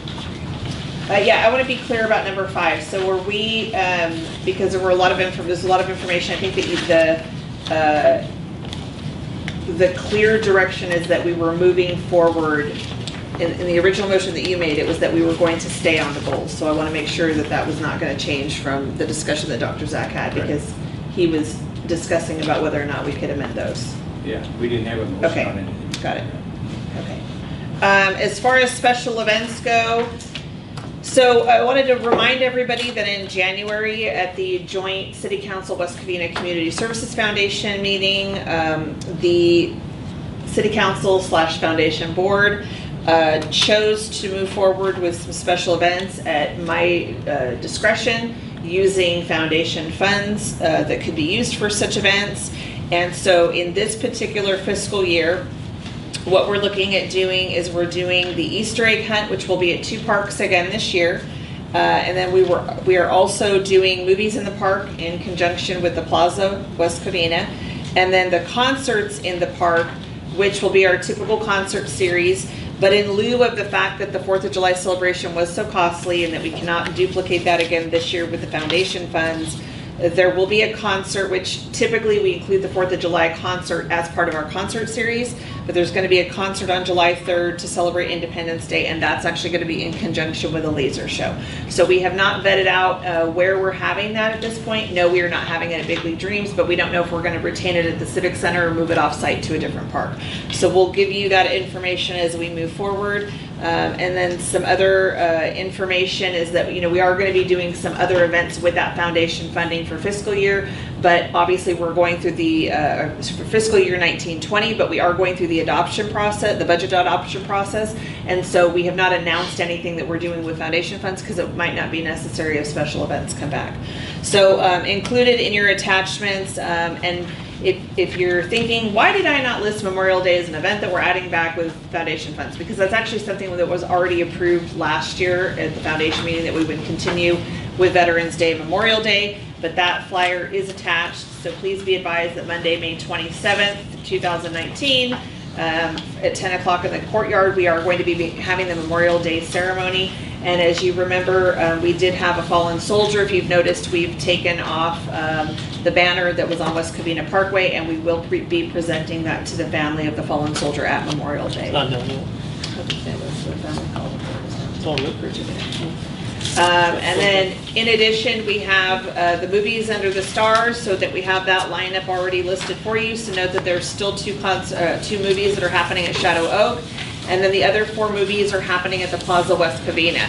Those of you who are not aware, we had a partnership with Plaza last year. Basically, they completely renovated the 3rd floor parking lot at JCPenney. And I know you're thinking, oh my God, why would we renovate a 3rd floor parking lot to have a Movies Under the Stars? But they actually brought in some turf and a big screen and some plants and chairs and all kinds of stuff. And actually, it was a really fantastic event there. And the series was really well attended. They started off with a DJ and they have vendors. And so it's been a really positive partnership.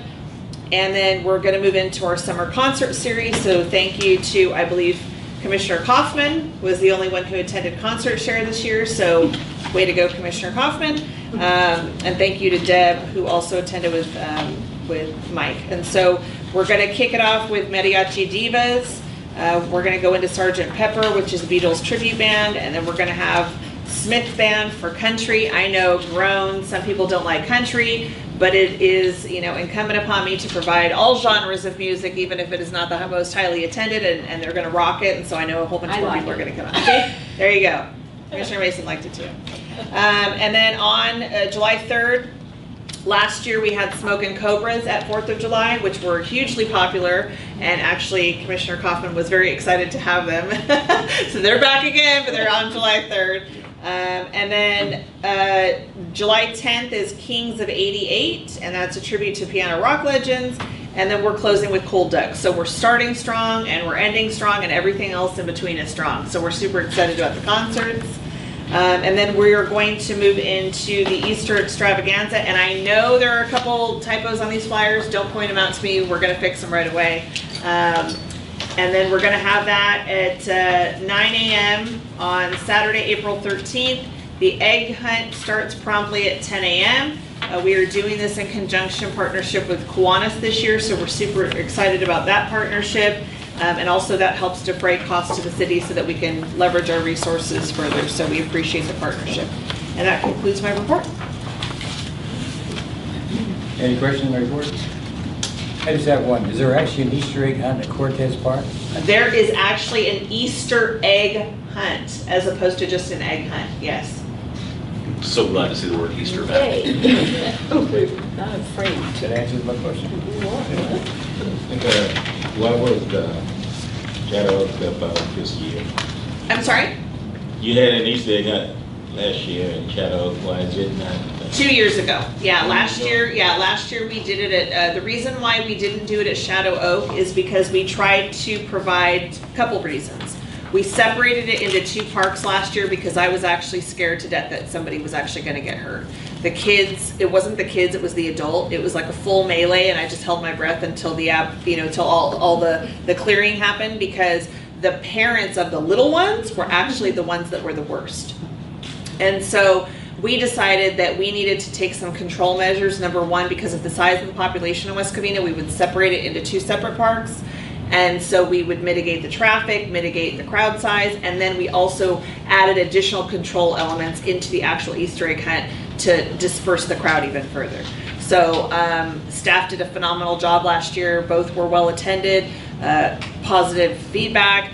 The issue at Shadow Oak still remains is that the parking is an issue. So to even have one of those parks be Shadow Oak, it would still be a problem until we get that lower plateau figured out. General comment on that. These are the types of things I mean when we know we're going to have this special event every single year, and now we're getting these Measure A funds. We should really build out infrastructure that will be used, that's purposeful. Yeah, agreed. Any other questions on that? Hearing none, we'll go on to facility reports for January 2019. So per the previous commission's direction, there was a question that was asked if we could include some daily averages, because there was some concern about redundancy of members, especially to some of our regular recurring classes. So we included that for your perusal, and if you have any questions, I will be more than happy to answer them, and if I can't answer them, Mike will answer them for you. Okay. Yes, Steve. I got a couple. One, can we increase the type size? We are the Community and Senior Services Commission, and unfortunately for me, I've grown into the reading glasses, so I will tell you. Yes, we will increase to a legal size paper, Deb. I was, boy, I pulled these out and still could barely see it. Couple things on top of that, I knew you guys would enjoy that. I don't see anything in here mentioning about Del Norte Park or Palm View Park's numbers. It broken out. I saw that you had Cameron Park broken out, the community center, things like that. And it really wasn't an issue until I realized that the Youth League was listed under Cameron Park, but it's not listed under Cortez Park, I don't think anywhere, and there's no Palm View or anything like that. So I think those numbers would be useful as well. Another comment that I would like to see on this report is, I know this is for January, but is this going to be a month-to-month where we can show a, like throughout the year, what January was, what February was, what Wednesday was, kind of a year-to-date, so we can see what the changes are, because that may reflect decisions that we had. And then down on the bottom left, in the city app report, there's two areas in there that to me kind of stood out. One, it says other issues. That's pretty broad. I know that we have to have an other. And then there's another one in there that says trash and recycling, but there's nothing in there related to homeless. And so one of the things that I've learned in using the app myself is that's not an option, and it's, as we've pointed out, it's now becoming a large topic, and I don't know how to classify it in there, because trash and recycling could be homeless in some people's eyes, meaning their belongings are considered that. They may not consider it that way, but other people might, and then there's obviously confusion between people, between what is and what is not considered that. So I'd like to see if we can get something added either to the app or to this report that maybe breaks out of those specific things what was a homeless. And like I said, I'm on the app so I can read some of this stuff. So I know some of them are classified as trash and recycling or homeless because I've read them. But it's just, I think we really should see, because that'll tell us more about what the homeless problem is. And those are kind of the things that I caught up on this report. So like I said, just those few things. Sure, so one of the issues, so we can address all of that, except for, I believe and correct me if I'm wrong, Mike, but the youth league relates to the gym activity. So it's specifically to the gym. We don't incorporate the baseball leagues for that. We can get numbers. We actually like track who comes in. The leagues, I can give you a number of how many kids are registered, but I can't tell you on a daily basis who used the park. I couldn't tell you. I get that. I wouldn't want that. I'm looking exactly what you're asking for myself. Okay. Is what is their yearly registration? And I know they're going to report it. I used to be a league president, so I know it has to be reported. So I think it has to be reported like March or something like that, or February. We discussed it at Sports Council. Yeah, I haven't been on the commission for a while. I used to attend, you know that. I was an active one at that council. But anyways, like I said, I'd like to see what the numbers are, because I think there's some definite benefits to knowing the number of youth participating in each league. I can give that update for you. And that's really only a once a year, once a season for each one. So maybe it's a different report. But yeah, we'll just try to put the season on here, the sport, the season, and make it clear that it's actually the season, not the daily total. Correct. Yeah. And we'll make a bigger font for you, because we're probably going to have, as we change the format. So we'll get with Deb and Mike and we'll change the format to we continue to try to refine this report to make it more user friendly. Because I'm getting older. Well, you know. One of the issues about the app is that, so the other issues in trash and recycling, there could be a whole host of things that go into that, and I'm sure that there are some issues that pertain to the homeless, but we are transitioning. So our current iWorks program, we're actually adding more modules and more functionality, so you're going to see more things available online moving forward.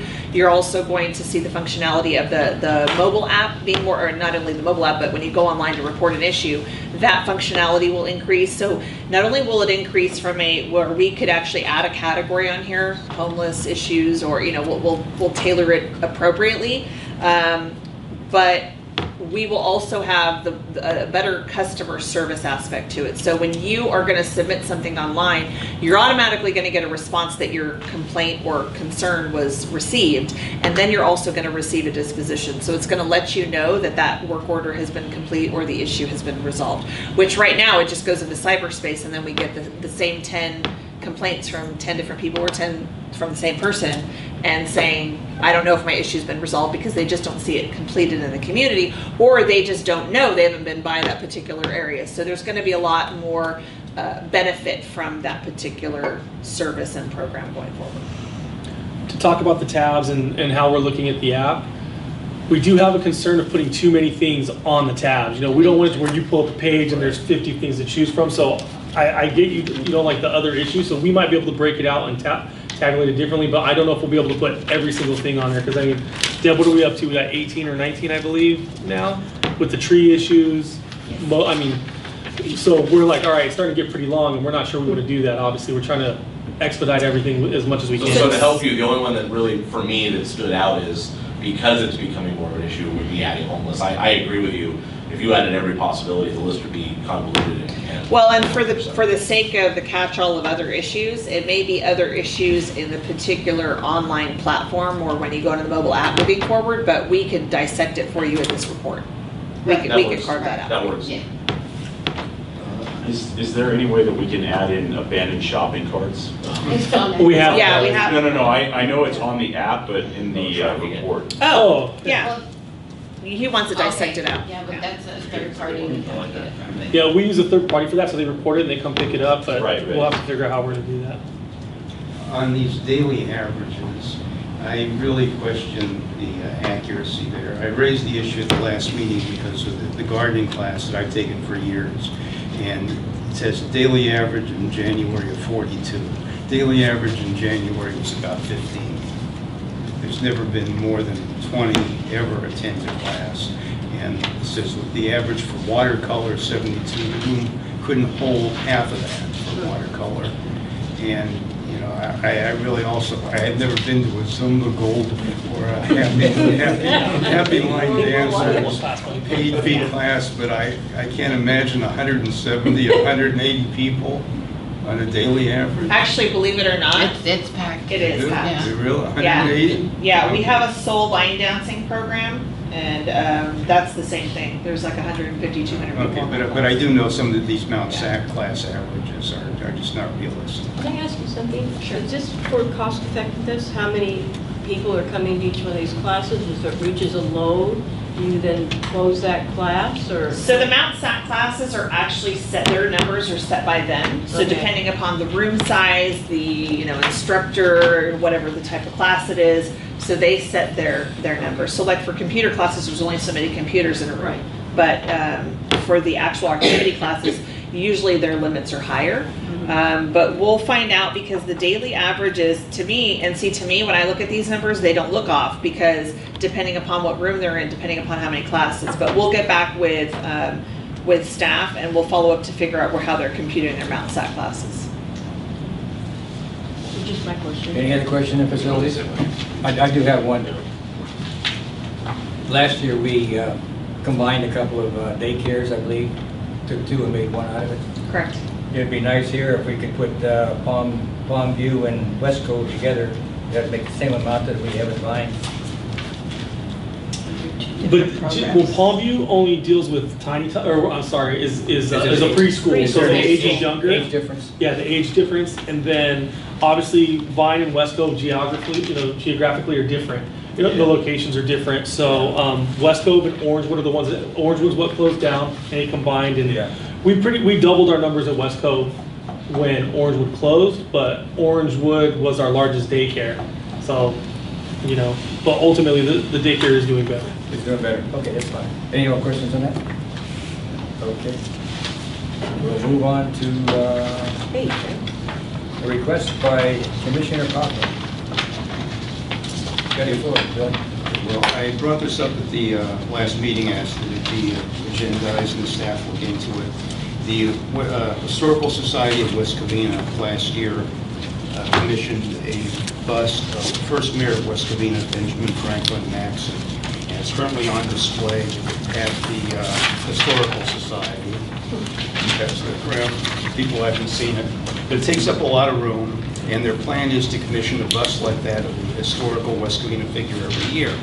So Forrest Tent came to me and said that what he would like to see is all these busts, and like I said, one would be one a year and going forward, to have them on display in a secure place in City Hall or somewhere in Civic Center for the public to have access to them on a regular basis. So that's the question that I raised, asking it to be agendized and to see if the city can provide a secure location where these really fancy $20,000 busts of significant figures in West Covina's past could be displayed.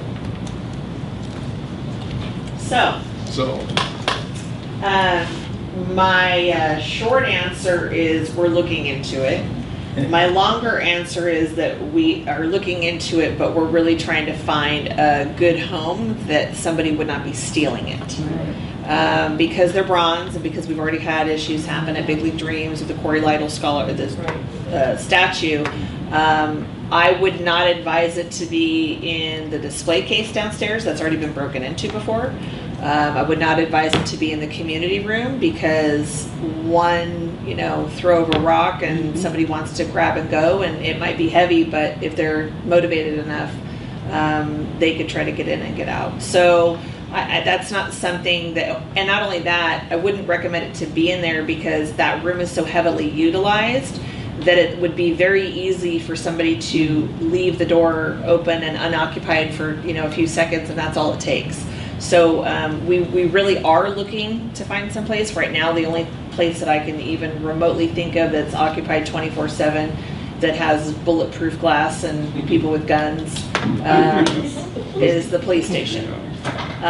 But we have thought about it. We've even thought about maybe putting it into the city manager's office because that's occupied by somebody all the time. And then of course, so we are talking about it. So I should have an answer. If not before the next commission meeting, it would have already been decided by the next interim city manager. Okay. Phil, did you have something in mind? Did you have a place in mind when you suggested this? No, so just, Dr. Tennant just thought to have them on display in the Civic Center, it'd be available for many more people to see them.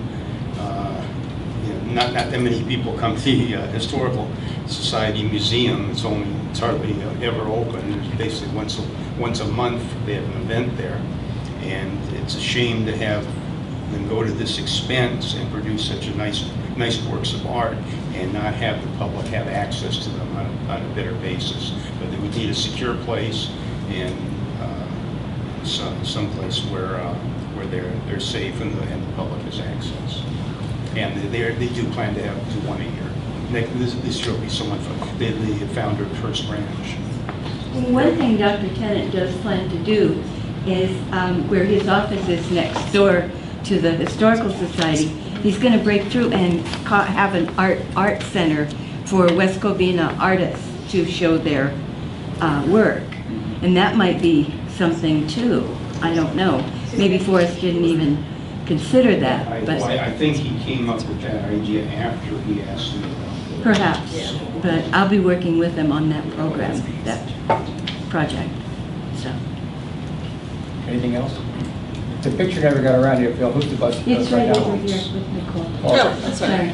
You got stopped at the city staff. How that goes, right? Such bureaucracy. Oh, yeah, I know. Okay, that brings up a question is, who's going to pick the next one to be on the roll? They've already decided it's going to be the founder of First Branch, the original. Okay. Joe Hurst. Oh, good. Well, that's cool. Okay, that's fine. That should go on display at the Hearst Ranch, right? I'm sorry? That should go on display at Hearst Ranch eventually. There are discussions going on there have been discussions going on between the Historical Society and Hearst Ranch for some type of a merger of facilities. If that happens, then maybe yes. If it doesn't happen, then probably no. Okay. Any more questions on that? All right, we'll move right along, and we also have a request by Nick Lewis. You're on the floor. So at the last commission meeting, I had requested to see if we could get any additional information as to some possible uses for a parcel of land that is between East Hills Drive, and there's a couple of different residences there, and right before Heritage Park.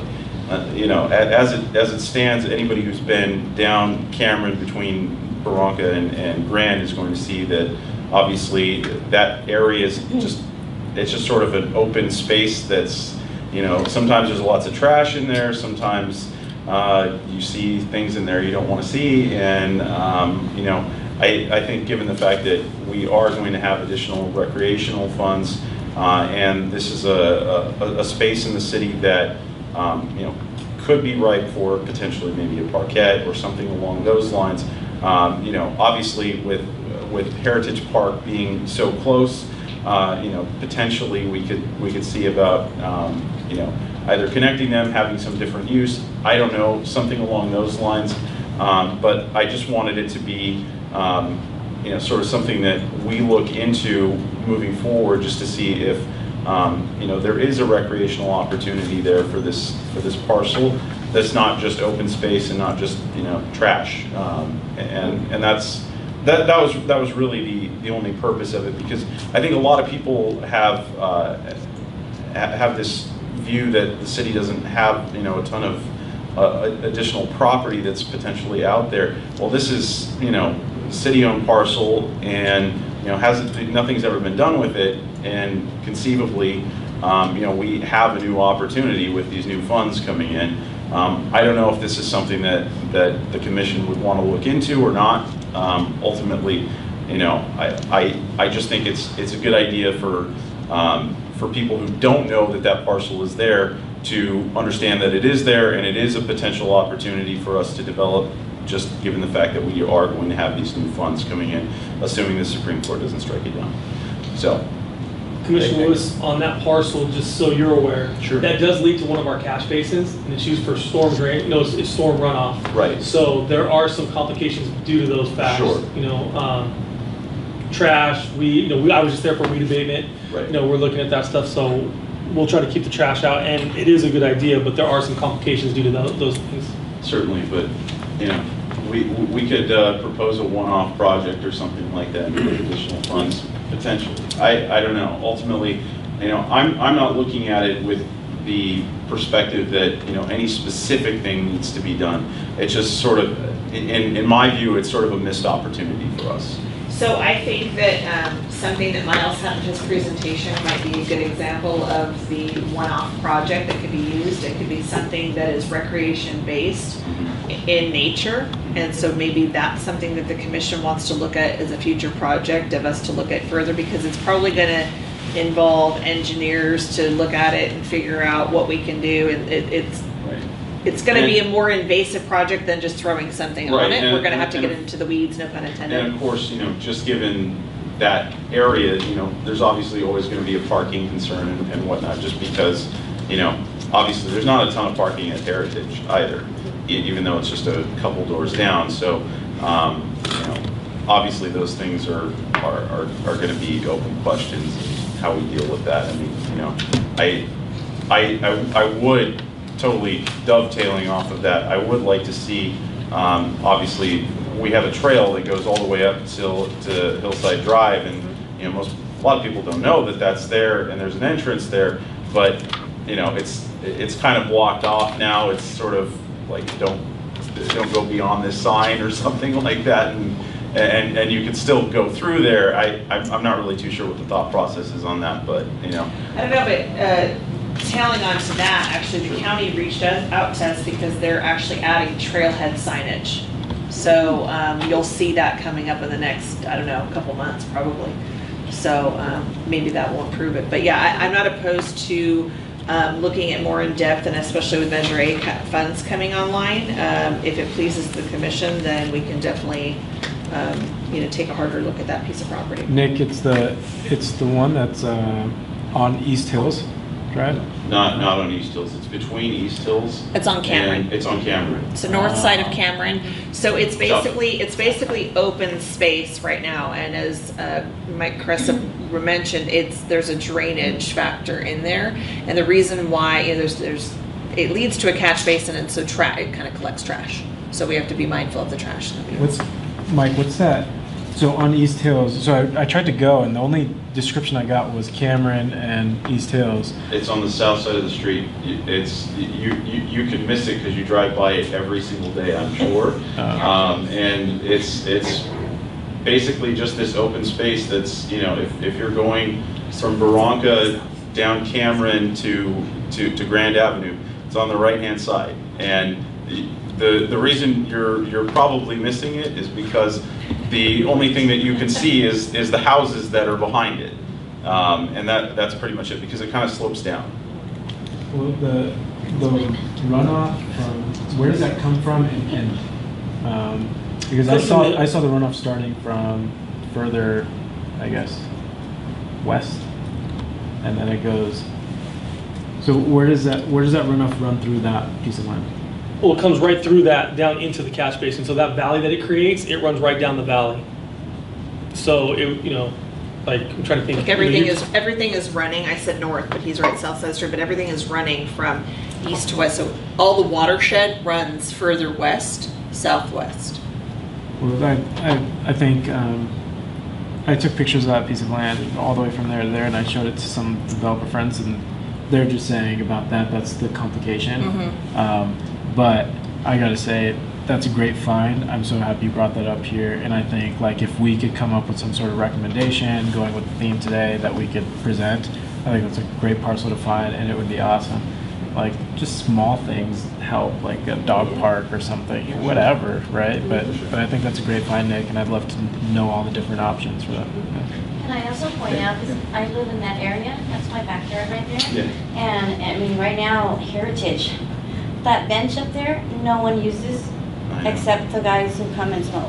And so at 2 o'clock I smell whiff of marijuana coming at my house. So I'm just a worry, and a lot of the residents nearby too, when I talked to them and said, oh, they want to bring an amphitheater here. And they're like, no, this is our retirement area. So the only issue I have there, is just that it's going to bring, we have to put it out there to see if our residents, our local residents are going to be utilizing this area, or is it going to be open for those Sac kids, to come out there and park and hang out and turn on their music and things like that. So we have to put it out there to see if the residents want something like that. Yeah, please keep in mind that any kind of park development that we would do would obviously take community involvement to that, especially when you're talking about open space, and we have to be mindful of residents who've been here a long time have expectation of how it's going to be. So we're very mindful of that. Anything else? Okay, we'll move on. Do we have any ad hoc committee reports? I don't think so. I think everybody should just do it. That's what we've been talking about. How about commissioner reports? Yeah, Phil. Well, as Nicole mentioned, I was the only commissioner who attended Concert Share in January. And if you're not there, you're missing out. It's a great event. There's some great music. It was really difficult to select just a few possibilities for our concert series. And we've got a great lineup coming up. And yeah, looking forward to hearing Smoking Cobras again. The lead singer, Dean Simone, is a local resident and a great guy, and they have a great sound. And these others are great selections, but it's really something you should take advantage of next year, so keep that in mind. Also, I've been to several meetings on the BKK, and it's really heartening to see the citizens getting involved and taking the time to figure out what the real facts are about BKK and proposed developments. And the citizens have really spoken so far, saying that it's a dangerous area to start trying to combat the toxic nature of the area, and we have to be very careful about the type of development that goes there. And a natural habitat covering the 122 acres of the currently city-owned land, and with solar recovery site over most of the rest of it is really what the majority of people that I've talked to and I've heard speak really want to see happen there. So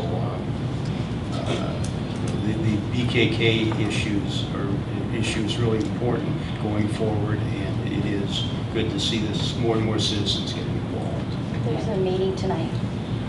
There's a presentation tonight. Well, yeah, Brian Jobst is giving presentations all the time. The latest one was today at 2 o'clock at Bridge Creek, and he'll be giving them for any group that wants to hear the facts about BKK. Contact him at liveablewestcovina.org, and he'll be more than willing to make the presentation. Anybody else? Dave. I just.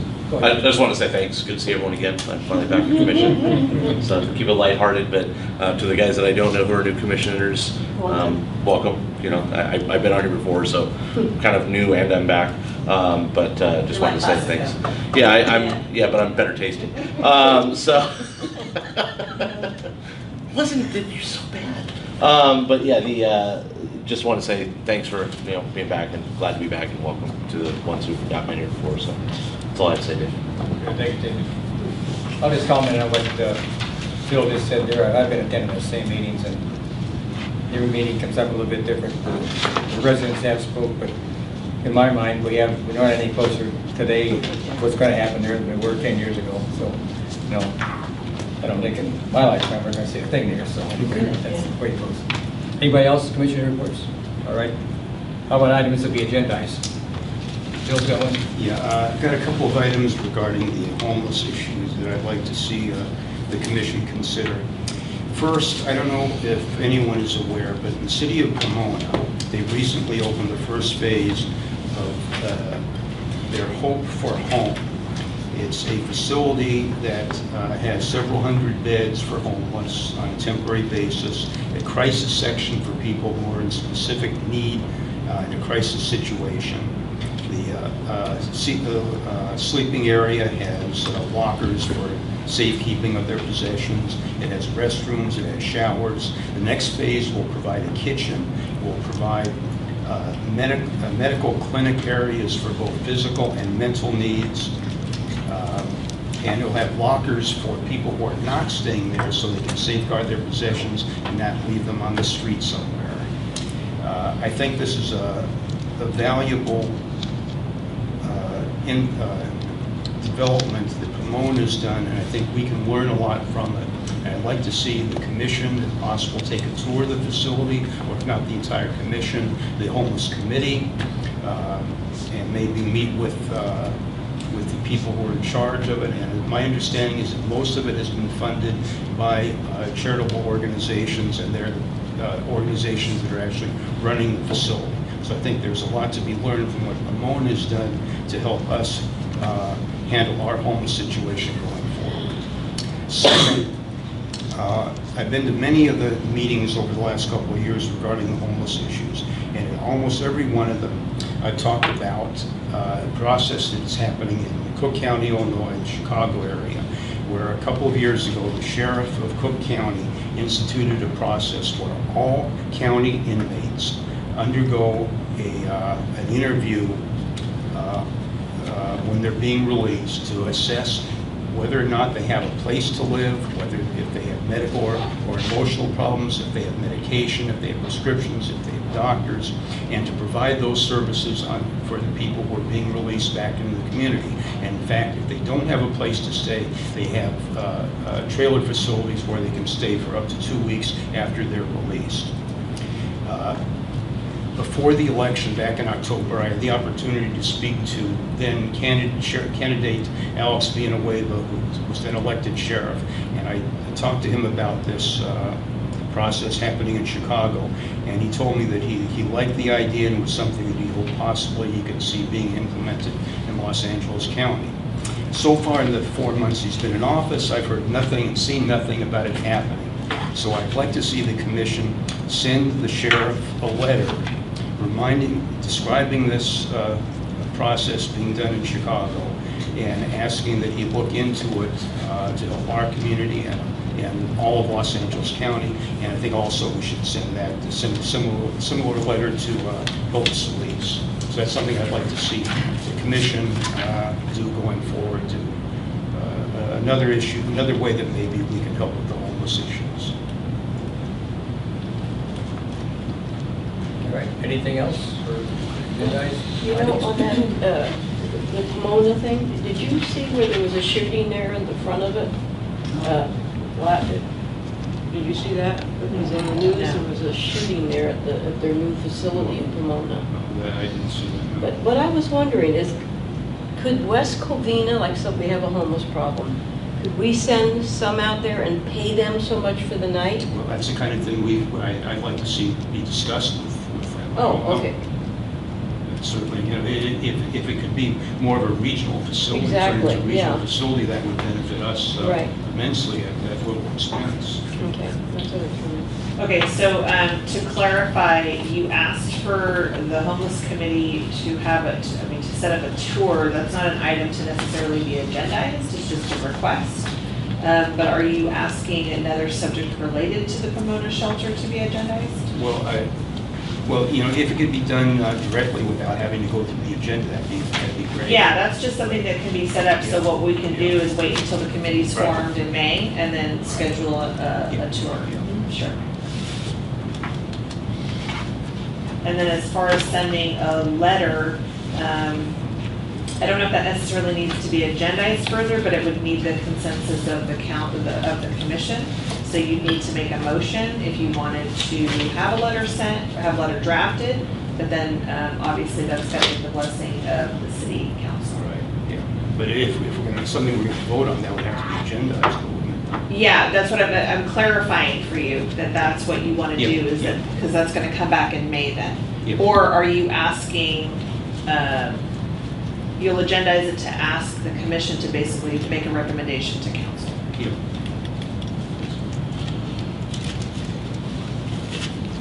Anyone else?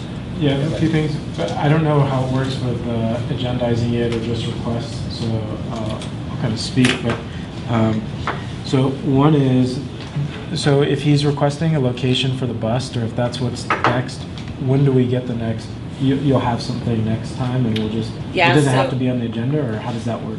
What I'm saying is that because this was already a conversation also happening with the Historical Society and the city manager's office a few weeks ago, so it may be that a place is found before May and I will just report back. Okay. And then will there also be a report back on that find of that piece of land, that parcel of like, is it worth time discussing and thinking of options, or is it absolutely impossible because of the runoff? Right, so what we'll do, because that's gonna take some time to dive into, so obviously May, we have a whole nother, month, 2 months, month and a half.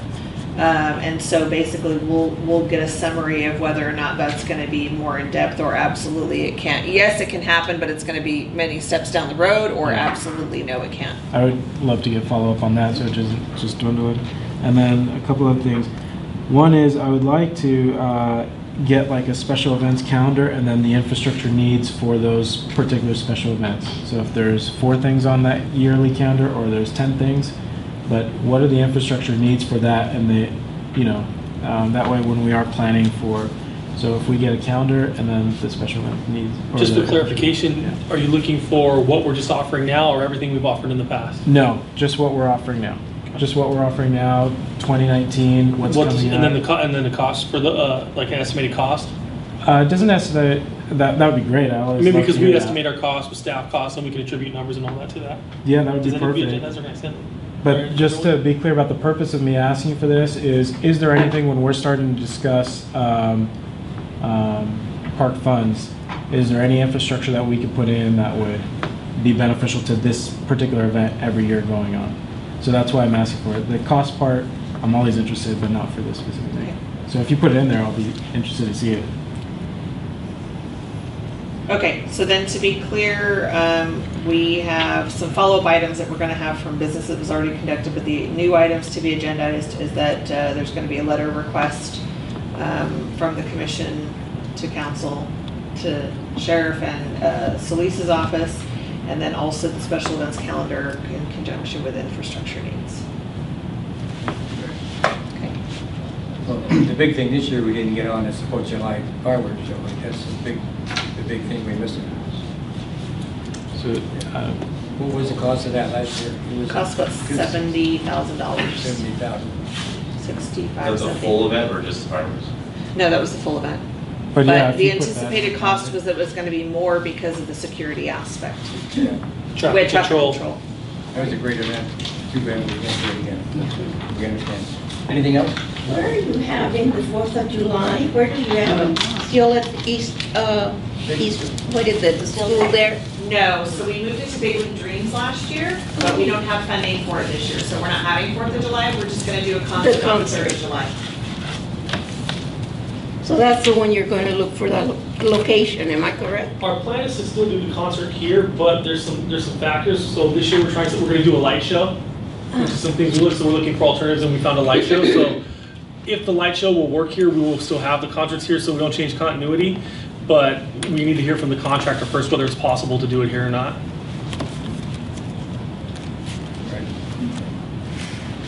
All right, we'll go on to the upcoming events. Do you want to discuss any of the upcoming events? Steph, or just read through them? Yeah, no, they're there for your viewing pleasure, but just remind everybody, there's the Earth Day, Arbor Day celebration that we didn't discuss, but that's something that we've done every year. And then the Volunteer Recognition Luncheon, which will be at Cortez Park Community and Senior Center. So please, please, please get those nominations in by May 2nd. Right. And the one at Cortez Park, do you call in your reservation, or how you do it? What's new? Yeah, so if the commission, as we get closer, Deb will be taking reservations Okay. from the commission if They'll any of take the care of it. commissioners would like to attend that, yes. All right, that's fine. Okay. Dave, can I bring up something? Sure. Councilwoman Letty Lopez wanted me to bring up about this film festival that we're going to be having.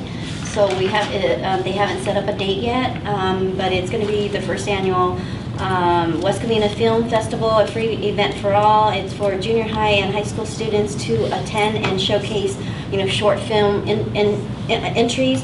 And they're looking for entries, not only entries, but also sponsorship. So this is something, they're trying it out, see how it works.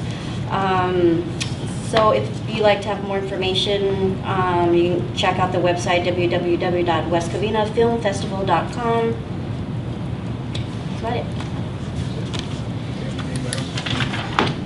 All right, I think we pretty well covered it. I want to thank everybody for coming, and I think we had a great night. I think we had a very good cohesive group here, and we look forward to working with you. We'll definitely get some good things going this year. So, in that case, I'll call for an adjournment. So moved.